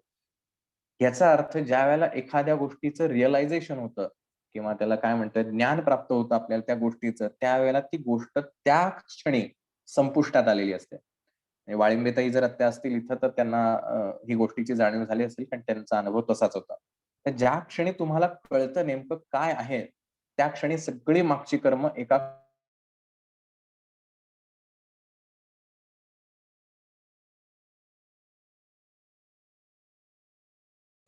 ह्या सगळी जो काही थोडाफार शिल्लक असलेला, की मी शंकर भट्ट आहे, मी श्रीपादांचं चरित्र लिहिणार आहे वगैरे, वगैरे. जो काही थोडाफार जो अहंकार राहिला होता, तो सुद्धा नष्ट झाला, की मी कोणीच नाहीये. हे सगळं महाराजच करवून आणतायत आणि तेच एक-एक गोष्टी माझ्या आयुष्यात घडवतायत. आणि पुढे मग ज्यावेळेला त्या दत्तानंद स्वामी जे आहेत ते त्याला सांगतात, की "अरे मागच्या जन्मात तू त्या गौड जन्मामध्ये होतास, गौड जातीमध्ये जन्माला आला होतास, की जे दारू बनवणारी जी लोकं आहेत. आणि त्यावेळेला तुला दारूचं अत्यंत व्यसन होतं आणि इतकी दारू प्यायचास, की त्या जन्मामध्ये सुद्धा तुझं दारू पिण्याचं जे काही इच्छा होती त्या अपुऱ्या राहिल्या होत्या. आणि त्यामुळे तू या जन्मात सुद्धा दारूच पिणार होता. पण केवळ महाराजांची कृपा म्हणून तू त्या वाम मार्गाला गेला नाही. जे आता आपण म्हणलं, की महाराज आपल्याला मार्ग दाखवतात. तर महाराजांनी तुझी जी इच्छा जी आहे ती स्वतः अशा प्रकारे पूर्ण केली. पण ती दिली दारू जी बाह्य दिसत होती, पण पाजलं अमृत. त्यामुळे ते तुला बाहेरनं जरी दारू दिसली असली तरी महाराजांनी साक्षात अमृत तुला पाजलेलं आहे. तुझ्या पत्रिकेत अनेक सारे गंडांतरे होते म्हणजे तुझ्या आयुष्यात बऱ्याच काही घटना वाईट-वाईट घडणार होत्या. परंतु केवळ महाराजांची कृपादृष्टी तुझ्या असल्यावर मुळे तुझ्या आयुष्यात काहीच वाईट घडलं नाही. त्यामुळे तुला जे वाटतंय, की माझं आयुष्य खूप छान चालू आहे. आपल्यालाही असं वाटतं, "अरे, माझ्या आयुष्यात एकदम व्यवस्थित आहे. काही मला सेवेची वगैरे गरज नाही. माझं सगळं चालू आहे." हे का चालू आहे? तर आपल्याला ती महाराजांची कृपा आहे म्हणून चालू आहे. याचा अर्थ असा नाही, की आपण सेवा नाही करायची. तर त्यांचा आशीर्वाद आहे म्हणून आपल्या आयुष्यात काही घटना घडत नाहीत. म्हणजे घटना घडल्यानंतर आपण महाराजांची धावा केला, मग आपल्याला अनुभव आला आणि मग आपण म्हणायचं, "हो, हो, माझ्यावर महाराजांची कृपा आहे." असं म्हणणं किती मूर्खपणाचं आहे. की आपल्या आयुष्यात दुःख येत नाहीये, हीच सगळ्यात मोठी महाराजांची आपल्यावरती असलेली कृपादृष्टी आहे. आणि महाराज कशा पद्धतीनं आपले कर्म संपवतात, नष्ट करतात, हे या ठिकाणी वर्णन केलंय. त्यानंतर त्याच्यानंतर एक वाक्य आहे, की वेदातील यज्ञ हे अंतःप्रवृत्तीचे बाह्य प्रतीक आहे.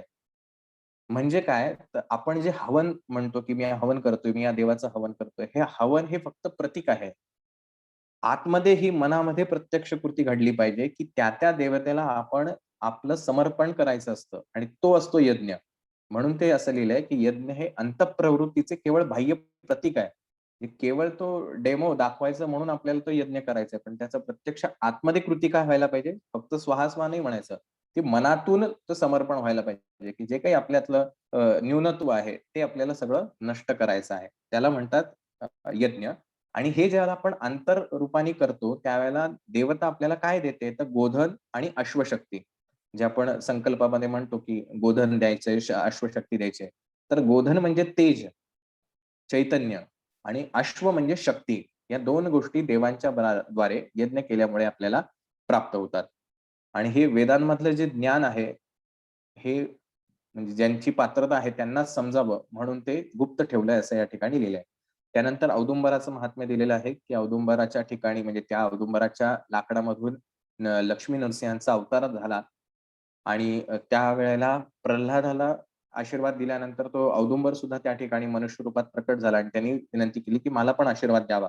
आणि महाराजांनी त्याला आशीर्वाद दिला, की की तुझ्या मुळाशी माझा सदैव वास असेल. प्रत्येक औदुंबर वृक्षाच्या मुळाशी मी सूक्ष्म रूपात राहीन आणि तुझ्यामधून नरसिंह देव प्रकट झाल्यामुळे कलियुगात मी नृसिंह सरस्वती या नावाने अवतार धारण करेन. म्हणजे महाराजांचं नाव नृसिंह सरस्वती का? तर त्या औदुंबराला तो दिलेला आशीर्वाद होता. म्हणून औदुंबराच्या ठिकाणी दत्त महाराजांचा वास आहे. हे आपण जे म्हणतो औदुंबर का असतं केंद्रामध्ये किंवा अन्य ठिकाणी आपण पवित्र म्हणतो. याचं कारण हे, की त्याच्या मुळाशी साक्षात स्वामी महाराज किंवा दत्त महाराज त्या ठिकाणी स्थित असतात. त्यानंतर ती आपण कथा वाचली, की ते तुपाचं पाणी कसं होतं, पाण्याचं तूप कसं होतं. पण त्याच्या पुढचा घडलेला घटनाक्रम फार महत्वाचा आहे, की तो जो तूप चोरणारा जो ब्राह्मण आहे तो आणि अ, ज्याला ती व्याधी झालेली असते. ती व्याधी काय आहे, की त्याचं 5 वर्षाचं वय असतं, पण प्रत्यक्षात तो दिसतो त्याच्यापेक्षा 10 पटीनं जास्त. म्हणजे 10 वर्षाचा जो झाला, तर तो 50 वर्षाच्या माणसासारखा दिसतो. तेवढी त्याची ताकद कमी होत जाते, त्याच्या चेहऱ्यावरचं तेज कमी होतं, असा त्याची व्याधी जडली होती. तर ह्या दोघांचं कर्मफल महाराजांनी दिलंय, की तो जो ब्राह्मण होता, त्या ब्राह्मण आणि तो ज्याला व्याधी झाली असेल तो व्यक्ती, हे दोघंही मागच्या जन्मांमध्ये मित्र होते, एकत्रित व्यापार करायचे. पण व्यापारात तोटा आला म्हणून त्यांनी म्हणजे पार्टनरशिपमध्ये थोडंसं बिनसलं आणि ते बिनसल्यामुळे दोघांनी एकमेकांना मारण्याचा प्रयत्न केला होता. मग त्या जो ब्राह्मण होता त्याला काय केलं, तर त्या माणसाने घरी बोलावलं आणि त्याच्या खिरीमध्ये विष घातलं आणि विष घालून त्याला मारलं. आणि ह्या ब्राह्मणाने काय केलं होतं, ह्याचं घर जे आहे ते जाळून टाकलं. आणि जाळून टाकल्यानंतर त्याची बायको सुद्धा त्याच्यामध्ये मेली होती. आणि ती बायको मेलेली पाहून, घर जळालेलं पाहून हा सुद्धा माणूस त्या हार्ट अटॅकने त्या ठिकाणी मेला. हे दोघांचं जे कर्म होतं, हे कर्म महाराजांनी या रूपाने म्हणजे त्या ब्राह्मणाचं घर जाळलं, या माणसाला त्याची व्याधी की खिरीत विष घालून मारलं, की पूर्वजन्मात जर विषप्रयोग केला असेल, तर या जन्मी अशा विचित्र व्याधीस बळी पडतात. म्हणजे आपण जे म्हणतो, की डॉक्टरांना निदान न होणारे आजार जडतात. की कळतच नाही, की डॉक्टरांना कळत नाही सगळे रिपोर्ट तर नॉर्मल आहेत, पण त्रास तर होतोय. हे का होतं, की आपण मागच्या जन्मांमध्ये कुठेतरी अशा प्रकारे कर्म केलेलं आहे. म्हणून पूर्वजन्मात विषप्रयोग केल्यामुळे या जन्मी अशा विचित्र व्याधीस बळी पडलास. म्हणून मग महाराजांनी काय केलं, की त्या ब्राह्मणाचं घर जाळलं आणि त्याला सांगितलं, की "तू या जन्मात जे तूप चोरलंस यज्ञातलं, म्हणून त्या अग्निदेवाने तुझं घर जाळलंय." आता अग्निदेव याच्यामध्ये कुठंच नाही, पण महाराजांनी कशा रूपाने हे सगळं केलेलं आहे. तर त्या ब्राह्मणाचं घर जाळलं. त्या घर जाळल्यानंतर त्याची जी रक्षा आहे, ती रक्षा त्या माणसाला सांगितली, की "ते पाण्यामध्ये घाल आणि 3 दिवस हे पाणी प्यायचंय." की जेणेकरून ते जे कर्म आहे ते दोघांचं त्या ठिकाणी नष्ट केलं. महाराज असं म्हणतात, की या लीलेने मी तुम्हा दोघांना तुमच्या कर्मबंधनातून मुक्त केले. म्हणजे प्रत्यक्ष दिसायला जरी आपल्या आयुष्यातली घटना एखादी वाईट असेल, आपल्या आयुष्यात एखादं मोठं संकट आलं असेल, परंतु जेव्हा ते संकट संपेल त्यावेळेला आपल्याला आयुष्यात कळेल, की हे सगळं महाराजांनी कशाप्रकारे रचलं होतं आणि ते का रचलं होतं. म्हणजे अंतिम महाराजांचा उद्देश आहे तो केवळ भक्तांचा उद्धार एवढाच आहे. महाराज कधी कोणाला अ, शिक्षा द्यायची म्हणून काही करत नाहीत किंवा एखाद्याला खुन्नस धरून कोणाला त्रास देत नाहीत. महाराज फक्त आणि फक्त भक्तांचं हित साधतात. फक्त तो वेळ कळण्यासाठी, ती वेळ येण्यासाठी आपल्याला तेवढा संयम राखणं आवश्यक असतं. आणि नेमका आपण हाच संयम घालवून बसतो आणि म्हणून स्वामी महाराजांनी दिलेला आशीर्वाद पुन्हा-पुन्हा आपल्याला आठवायचा आहे, की "भिवू नकोस, मी तुझ्या पाठीशी आहे. घाबरायचं नाही संकट आलं तरी." हे सुद्धा महाराजांचीच लीला आहे, असं समजून आपल्याला आपल्या आयुष्यामध्ये मार्गक्रमण करायचं आहे.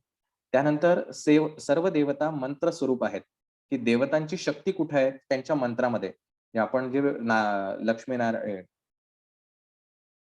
लक्ष्मी गायत्री मंत्र म्हणतो किंवा विष्णू गायत्री मंत्र म्हणतो, ह्या मंत्रांमध्ये त्या देवतांची शक्ती आहे. हे संपूर्ण विश्व देवाच्या अधीन आहे. म्हणजे ह्या संपूर्ण जे विश्वात कारभार चालू आहे, हा देवांच्या आधारावरती किंवा त्यांच्यामुळे हे सगळं चालू आहे. हे देव कोणाच्या अधीन आहेत? तर मंत्राच्या अधीन आहेत. मंत्र कोणाच्या अधीन आहेत? तर सद्ब्राह्मणांच्या अधीन आहेत. आता ब्राह्मण कोण हे आपण गेल्या अनेक अध्यायांमध्ये ऐकलेलं आहे, की कोण ब्राह्मण आहे. केवळ जातीने, जन्माने आलेलं ब्राह्मण नव्हे. तर ते मंत्र जे आहेत ते ब्राह्मणांच्या अधीन आहेत आणि म्हणून ब्राह्मण भूमीवर देवता समान आहेत. कारण देवतांची ताकद ब्राह्मणांच्या हातामध्ये कारण ते मंत्रोच्चार जे करतायत त्याच्यामध्ये सगळी शक्ती आहे. म्हणून सद्ब्राह्मणांनी केलेला संकल्प हा लवकर फलश्रुत होतो. त्याच्यानंतर आणखीन एक महत्त्वाचा पॅराग्राफ आहे, पण तो सांगायला वेळ लागेल म्हणून काही सांगत नाही, की आपल्याला जे अ, शब्द जे होतात, ही शब्द भाषा ही आपल्या पंच ज्ञानेंद्रियांनी कशी आपल्याला कळते. आपल्याला वाटतं आपण फक्त शब्द जे आहेत ते कानांनी ऐकतो, असं नाहीये. 5ही जे ज्ञानेंद्रिय आहेत म्हणजे डोळे, कान, नाक, जीभ, त्वचा या 5ही ज्ञानेंद्रियांनी आपण ते शब्द जे आहेत, ती भाषा जी आहे ती ग्रहण करतो आणि त्याच्यामुळे सगळ्या गोष्टी आपल्या आतमध्ये घडत असतात. त्याच्यात काही फार जायची हे नाही. त्यानंतर पवित्र ग्रंथ पठण विशेष फलदायी. श्रीपाद प्रभूंचे चरित्र कोणीही, कुठेही पठण केल्यास स्वतः श्रीपाद प्रभू तेथे सूक्ष्म रूपाने राहून श्रवण करतात. हे अत्यंत मनावरती, हृदयावरती कोरण्याचं वाक्य आहे, की महाराजांचं चरित्र कोणीही, कुठेही, कुठलाही भेदभाव नाही. तू कुठल्या जातीत आलाय, कुठे वाचतोय, मग ते घर पवित्र आहे का, अपवित्र आहे का, काही नाही. कुठल्याही कंडिशन नाहीत. तर जो कोणी हे पठण करेल, त्या ठिकाणी स्वतः महाराज सूक्ष्म रूपाने ते ऐकत असतात. ही महाराजांनी स्वतः सांगितलेले आशीर्वाद आहे. त्याचा दृष्टांतही दिलेला आहे, की कसा त्यांचा जो भक्त आहे, तो भक्त निम्न जातीमध्ये जन्माला आलेला असतो, तर तो एकच वाक्य महाराजांचं गुणगान 53 वेळा गातो. महाराज म्हणतात, "मला त्या ठिकाणी जायचंय." पण त्यावेळेची ब्राह्मण परिषद महाराजांना अनुमती देत नाहीत. महाराज म्हणतात, "मी जात-कुळ भेदभाव मानत नाही आणि त्या 53 वेळेला त्यांनी जे वाचलेलं आहे, त्याची फलश्रुती म्हणून मला ते द्यावंच लागेल." आणि मग महाराजांनी म्हटलेलं वाक्य आपल्या सगळ्यांसाठी महत्वाचं आहे, की "माझ्या चरित्रातील 53 अध्याय श्रद्धेने पूर्ण करणाऱ्याला देण्यासाठी असलेले सद्यफलित लगेच त्याला द्यायचे." म्हणजे जो कोणी श्रद्धा भावनेने हे सगळे 53 अध्याय श्रवण करेल, पठण करेल, त्याला सद्यस्थितीत जे काही द्यायचं असेल, बघा सद्यस्थितीत म्हणजे चालू कंडिशनमध्ये त्याला जे काही द्यायचं असेल, त्याची जी काही गरज असेल, ती मी लगेच त्याला देऊन टाकतो. इतकं ह्या चरित्राच्या पठणाचं फलित आहे. मग म्हणतात श्रीपाद प्रभूंच्या भक्त वात्सल्याला जाती कुलाचा भेद नाही. महाराज जात, धर्म, पंथ, भेदभाव असले काही करत नाहीत. ते महाराजांनी सांगितले. त्यानंतर महाराजांची 12 वचनं आपण परत एकदा वाचली. आणखीन एक महाराज असं म्हणतात, की महाराज हे केवळ भावनेनेच संतुष्ट होतात. आपण किती जोरजोरात मोठ्याने आरती म्हणली, किती मंत्र जोरात म्हणले, नित्यसेवा करताना किती माळा जप केला, याला महत्त्व नाही. तर आपण ते करत असताना किती शुद्ध भाव ठेवलेला आहे, ह्याच्यावरती महाराज संतुष्ट होतात. त्यांना कुल, गोत्र, भौतिक परिस्थितीशी संबंध नसतो. हे तुम्ही कुठल्या जातीत जन्माला आलात, कुठल्या धर्मात जन्माला आलात, तुम्ही कुठे जन्माला आलात, तुमची भौतिक कंडिशन काय आहे, जी काही फिजिकल किंवा सध्याची परिस्थिती असेल, त्याच्याशी काही संबंध नाही. तुम्ही गरीब आहात, श्रीमंत आहात, भिकारी आहात, तुम्हाला राहायला घर आहे किंवा नाहीये, या कुठल्याही गोष्टींचा संबंध नाही. दत्तप्रसाद महाराजांचा किंवा दत्त महाराजांचा प्रसाद अत्यंत घाणेरड्या माणसाने, नीच कुलातील किंवा अजून कुठल्याही माणसाने दत्त महाराजांचा प्रसाद म्हणून जर दिला, तर तो भक्तिभावाने स्वीकार करावा. त्याच्याकडे जर दुर्लक्ष केलं अथवा तो प्रसाद अस्वीकार केला, बऱ्याच वेळेला आपण बघतो, की आता हे कोरोनाच्या ह्याच्यामध्ये, की "अरे, याने मास्क नाही घातलं, मग याने हेच नाही केलं, मी नाही घेणार याच्याकडनं प्रसाद." असं काहीतरी आपण काही जण करतात किंवा "नाही, नाही, ह्याच्याकडनं नाही मला प्रसाद घ्यायचा." व्यक्ती सापेक्षही काही जण करतात. तर असं जर आपण केलं आणि तो अस्वीकार केल्यास आपणास कष्ट आणि नष्टांना बळी पडतो आपण. तेव्हा आपल्या आयुष्यात अशा अनेक वाईट घटना घडू शकतात. हा झाला 14वा अध्याय. त्यानंतर अध्याय 15वा आहे. त्याच्यामधले ती चमत्कृती कृती आपण पाहिली, की तो माणूस स्वतः पाणी पितो, तहान मात्र शंकर भट्टाची भागते. आणि मग तो सांगतो, की मी स्वर्णकार कुटुंबातील आहे, म्हणजे सोनार जातीमध्ये जन्माला आलेलो आहोत. परंतु मला अ, ज्या काही तांत्रिक विद्या आहेत, त्याचं ज्ञान मी करून घेतलं होतं आणि भूत, प्रेत, पिशाच या सगळ्यांना मी कंट्रोल केलं होतं किंवा ती शक्ती माझ्या अधीन होती. त्यामुळे महाराजांना पहिले त्यांच्या आजोबांना मारण्याचा त्यांनी प्रयत्न केला, परंतु महाराज त्या ठिकाणी असल्यामुळे ती गोष्ट शक्य झाली नाही. मग महाराजांना मारण्याचा प्रयत्न केला, पण नंतर त्या सगळ्या गोष्टी त्याच्यावरती उलटल्या आणि त्यालाच तो त्रास व्हायला लागला. पण केवळ दत्तप्रभूंना अ, अंतःकरणाने तो शरणागत गेल्यामुळे महाराजांनी त्याच्यावरती कृपा केली आणि त्याला आशीर्वाद दिला आणि त्याला सांगितलं, की ज्यावेळेला तुला शंकर भट्टाची भेट होईल, त्यावेळेला तुझ्या ह्या सगळ्या पापातून मुक्ती होईल आणि पुढचा मार्ग तुला मिळेल. तर हे साधना मार्गाचं फार डिटेलमध्ये आपण नको जायला. 7 जे भूमिका दिलेल्या आहेत, की पहिली स्टेज काय, सेकंड स्टेज काय, थर्ड स्टेज काय, असे स्टेजेस साधक म्हणून कसे असतात, सेवेकरी म्हणून आपण कुठल्या लेव्हलला आहोत, हे आपण याच्यावरनं परीक्षण करू शकतो. त्यानंतर अवतारी पुरुष आणि साधकातील भेद. तर त्याच्यातही बऱ्याचशा गोष्टी दिलेल्या आहेत, की आपल्या आयुष्यात घडणाऱ्या गोष्टी कशा घडतात, देव अवतार घेतो म्हणजे नेमकं काय होतं. महाराज असं म्हणतात, की श्रीपाद प्रभूंशी ऋणानुबंध नसलेले योग संप्रदाय, मते, धर्म नाहीतच. या जगामध्ये, या विश्वामध्ये असं एकही धर्म, जात, पंथ असं काहीही नाहीये, की जिथं महाराजांचं कनेक्शन नाहीये. त्यामुळे प्रत्येक गोष्ट ही महाराजांच्यामुळेच चालली आहे. त्यामुळे एखादा जर दत्त महाराजांचं भक्त असेल, एखादा गोंदवलेकर महाराजांचं भक्त असेल, एखादा गजानन महाराजांचं भक्त असेल, तर त्याला न हिणवता, नाहीतर आपल्याला असं वाटतं, "अरे, मी स्वामींचा सेवक आहे, तो मात्र गोंदवलेकर महाराजांचा सेवक आहे." तर हा भेदभाव करू नये. हे सगळे मार्ग महाराजांच्याच ठिकाणी आहेत आणि महाराजांशी ऋणानुबंध नसलेला असा एकही मार्ग या विश्वामध्ये अस्तित्वात नाही.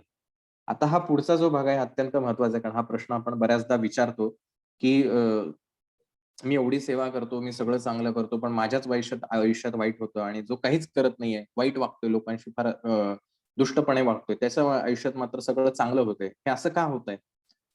तर हे सगळे सृष्टी जी आहे ती द्वंद्वातून बनलेली आहे. म्हणजे ड्युअलिटी जी आहे. 2 भाग आहे. म्हणजे रात्र आहे तर दिवसही आहे. चांगलं आहे, वाईट आहे, सत्य आहे, असत्य आहे. हे सगळं ह्या द्वंद्वातूनच निर्माण झालेलं आहे. आणि असं म्हटलंय, की मृत्यूचे भय नसेल तर जन्मदात्री आई सुद्धा मुलावर प्रेम करणार नाही. आता ह्या वाक्याचा तुम्हाला जो अर्थ काढायचा असेल तो काढू शकता.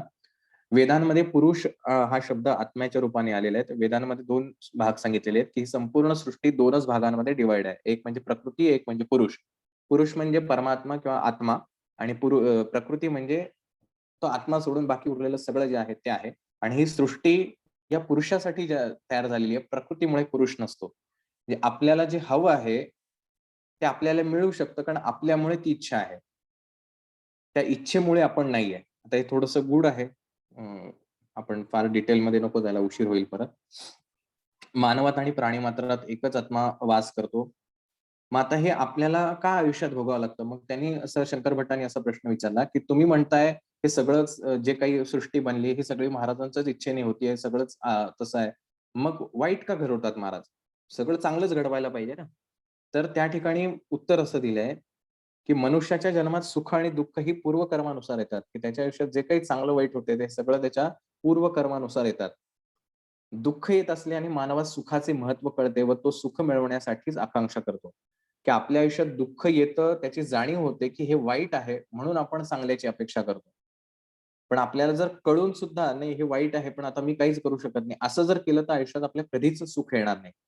त्यामुळे त्या वाईटापासून दूर जाऊन त्या सुखासाठी आपल्याला जे प्राप्त करायचं आहे, त्याच्यासाठी धडपडलं पाहिजे. नुसतंच ठीक आहे, आता काय माझ्या कर्माचेच भोग आहेत, असं म्हणून जर तुम्ही करत राहिलात, तर तुम्ही निर्बुद्ध आहात, असं या ठिकाणी सांगितलेलं आहे. त्यामुळे जे काही असेल ते कर्माने जरी असेल, की ठीक आहे माझ्या आयुष्यात असं घडलंय, पण हे बदलू शकतो ह्याच्यावरती आपला विश्वास असला पाहिजे, की आपल्याला जे हवंय ते आपल्या आयुष्यात घडू शकतं. सृष्टीमध्ये असे दिसून येते, की अनेक दुष्ट, कुकर्मी, नास्तिक जनतेला छळणारे लोक अत्यंत सुखाचे जीवन जगतात. याचं कारण त्यांच्या पूर्वीच्या आयुष्यामध्ये त्यांनी काही चांगली कर्म केलेली असतील आणि त्याचं फळ म्हणून आज त्यांना हे भोगावं लागतंय. आता हे ज्यावेळेला भोगतात त्यावेळेला ते विसरून जातात, की आपण हे केवळ पुण्याईने भोगतोय आणि सगळं एन्जॉय करतात, लोकांना त्रास देतात, छळतात. पण ज्यावेळेला ते पुण्य संपतं, त्याच्यानंतर त्यांना जी शिक्षा होते, ती शिक्षेला मोल नाही, त्या शिक्षेला तोड नाही, कारण तोपर्यंत त्यांच्याकडे आता पुण्यच शिल्लक राहिलेलं नाही. पण जी सज्जन आहेत, जे चांगल्या प्रकारे कर्म करतायत, त्यांच्या आयुष्यात मात्र वाईट घटना घडतात किंवा त्यांना संकटांना सामोरं जावं लागतं. कारण ते मागच्या जन्मांमुळे त्यांना ते सगळं भोगावं लागतंय. पण या जन्मातील सगळे संकट म्हणजे आपण सेवेकरी, आपल्या आयुष्यात संकट येतायत, तरी सुद्धा आपण महाराजांची सेवा करतो. ही अत्यंत चांगली गोष्ट आहे. कारण आज ते मागच्या जन्मांच्या कर्मांमुळे आज आपल्याला वाईट भोगावं लागतंय. पण तरी सुद्धा आपण आज जी काही सेवा उपासना करतोय, कर्म चांगले करतोय, लोकांना मदत करतोय, ह्याच्यामुळे हे ज्यावेळेला वाईट काळ संपेल, त्याच्यानंतर मात्र आपला शुभ काळ सुरू होणार आहे. हे 100% खरं आहे. आणि ही सृष्टी द्वंद्वावरती आधारित आहे. रात्र आहे, तर दिवस हा निश्चित येणार आहे. याच्यावरती आपला विश्वास असला पाहिजे. त्यामुळे पुढे असं म्हटलंय, की पाप किंवा पुण्य अत्यंत तीव्र स्वरूपाचे असल्यास त्याचे फळ लवकर मिळते. बघा, आपण आनंदात असतो त्यावेळेला जी गोष्ट म्हणतो, ती गोष्ट त्वरित फलदायी होते आणि दुःखामध्ये, रागामध्ये जेव्हा एखादी गोष्ट बोलतो, त्यावेळेला ती गोष्ट त्वरित फलदायी ठरते. म्हणजे एखाद्या चांगल्या सत्पुरुषाने तुम्ही ज्याला त्याला जेवण दिलंय किंवा काहीतरी दिलंय आणि त्यांनी तुम्हाला प्रसन्न होऊन आशीर्वाद दिला, की तो फलद्रूप होतो. तेच रागात असताना आपण बोललेला शब्द तेवढाच लवकर फलद्रूप होतो. म्हणून एक्स्ट्रीम इमोशनवरती जाऊन कधीच कुठला शब्द बोलायचा नाही. खूप आनंदात असाल, त्यावेळेलाही मौन धरायचं आणि ज्यावेळेला खूप रागात असाल, त्यावेळेला मौन धरायचं. कारण ह्या दोन्ही कंडिशनमध्ये जे काही बोललं जाईल, ते त्वरित फलदायी होतं. त्यामुळे चांगले अथवा वाईट कर्म करणे मानवाच्या हाती असते. त्यामुळे माझ्या मागच्या जन्मीचे भोग, म्हणून माझ्या आयुष्यात असं झालं, हे असं झालं, हे बोलणं चुकीचं आहे. चांगलं किंवा वाईट कर्म करणं हे माणसाच्या हाती आहे. चॉईस तुमच्याकडे आहे, की आपल्याला काय करायचंय. कंडिशन बदलता येऊ शकते. गरिबी मागच्या जन्मामुळे गरिबी आयुष्यात आली आहे. आज श्रीमंती तुम्ही घडवू शकता, पण त्यासाठी लागणारं कर्म हे तुम्हाला घडवायचं आहे. लग्न मिळाल्यानंतर नवरा माझा कुठला मिळाला, बायको कुठली मिळाली, हे तुमच्या हातात नव्हतं, कर्मानुसार मिळालं. पण त्यातून चेंज करण्याचं सामर्थ्य तुमच्यामध्ये निश्चित आहे. किंवा आरोग्य, आजार मला आयुष्यात कुठला झालेला आहे. तर तो आजार मागच्या पूर्वकर्मांमुळे झालाय, पण तो आजार बदल करण्याची शक्ती आणि कर्म मला या ठिकाणी दिलेलं आहे. त्यामुळे प्रत्येक जे काही मायनस आहे, ते प्लस करण्याचं सामर्थ्य आपल्याकडे महाराजांनी दिलेलं आहे. महाराज त्याच्यात हस्तक्षेप करायला येत नाही. अशा प्रकारे ह्या गोष्टी इथे सांगितलेल्या आहेत. फार डिटेलमध्ये आपण नाही जात आहेत. महाराज असं म्हणतात, की माझे दर्शन एवढे सोपे नाही. जसं आपण केंद्रातही नेहमी म्हणतो, की महाराजांकडे येणं एवढं सोपं नाहीये. खूप जन्मांची पुण्याई लागते, शरणागती लागते, तेवढा भाव लागतो, तरच ते आपल्या महाराजांचं आपल्याला दर्शन होतं. त्यानंतर मग ते दत्त पुराणाचं त्या ठिकाणी दत्त पुराणाचं वाचन होतं, पण त्याच्यानंतर त्यांच्या आयुष्यामध्ये बऱ्याचशा वाईट घटना घडायला लागतात. तोही उल्लेख त्या ठिकाणी आलेले आहे. श्राद्ध जे आपण करतो ते श्राद्ध कसं करायला पाहिजे, तर तुम्ही म्हणजे जो कर्ता आहे, तो कर्ता आणि तो ब्राह्मण जो तुम्हाला सांगतोय, ह्या दोघांनी श्रद्धा भावनेनं जर केलं, तरच ते श्राद्ध फलद्रूप होतं, असं या ठिकाणी सांगितलेलं आहे. जर आपण वाईट मार्गाने पैसे मिळवले असतील किंवा वाईट रूपाने दान घेतलं असेल, ज्याने कोणी म्हणून आपण जे परान्न का टाळतो? कारण कोणी पैसे कसे कमावलेले आहेत आपल्याला माहिती नाही. आपल्याला जर समोर दिसणारा प्रामाणिक व्यक्ती खरंच तसा असेल का नाही याच्याबद्दल काही गॅरंटी नाही. अर्थात हे ओळखता येतं पण न गोष्टी त्या पडलेल्या बरं आणि म्हणून आपण पराನ್ನಾचा दोष टाळतो, की अशा वेळेला आपण त्याचं जर अन्न जेवलो किंवा त्याच्याकडनं काही पैसे घेतले, तर त्याचा दोष आपल्याला सुद्धा लागतो आणि तेही आपल्याला भोगावं लागतं, हे त्या ठिकाणी सांगितलंय. परंतु सरतेशेवटी सगळ्यात महत्त्वाचं, की महाराज हे क्षमाशील आहेत, दयाघन आहेत, प्रत्येकावरती कृपा करतात. फक्त त्यांना अंतःकरणाने शरण जावं लागतं. अंतःकरण हे 4 भागांमध्ये डिव्हाईड होतं.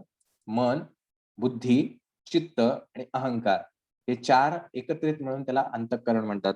इतक्या डीप लेव्हलवरती जाऊन म्हणजे फक्त वरचेवर शब्दांनी बोलणं म्हणजे शरणागती नव्हे. शरणागती ही दाखवायची नसते.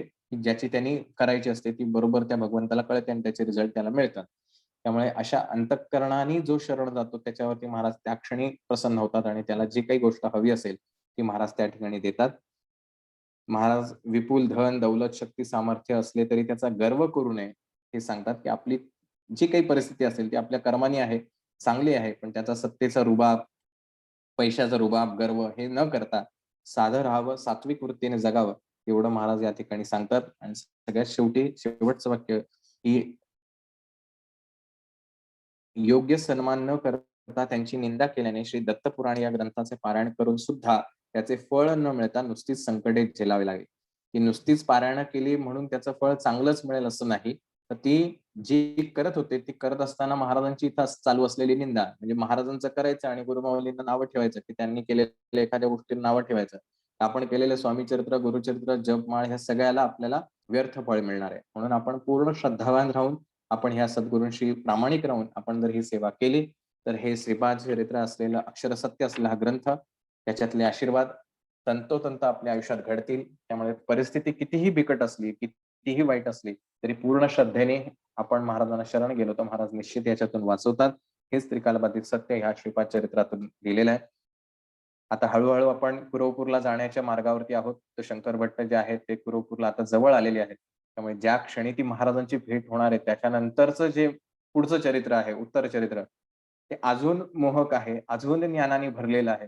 कारण साक्षात आता तिथे महाराजांचा रोल येणार आहे आणि महाराजांनी कशा एक-एक गोष्टी घडवल्या त्याही आपल्याला कळणार आहे. त्यामुळे रोजच्या रोज या सेवेत आपण जरूर सहभागी व्हा आणि तुम्ही हे मनाने करत असलेलं पठण त्यामुळे तुमच्याही ठिकाणी महाराज सूक्ष्म रूपाने त्या ठिकाणी उपस्थित आहेत हा मनामध्ये दृढ विश्वास ठेवा आणि महाराजांना स्मरण करून प्रार्थना करून आपण या ठिकाणी थांबूया.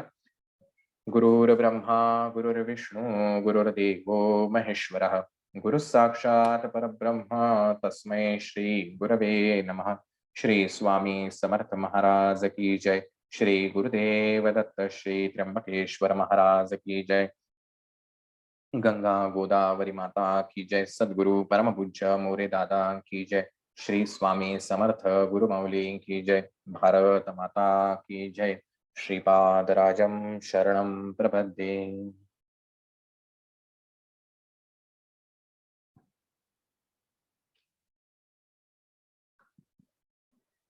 करू दादा मीटिंग एंड. हो हो.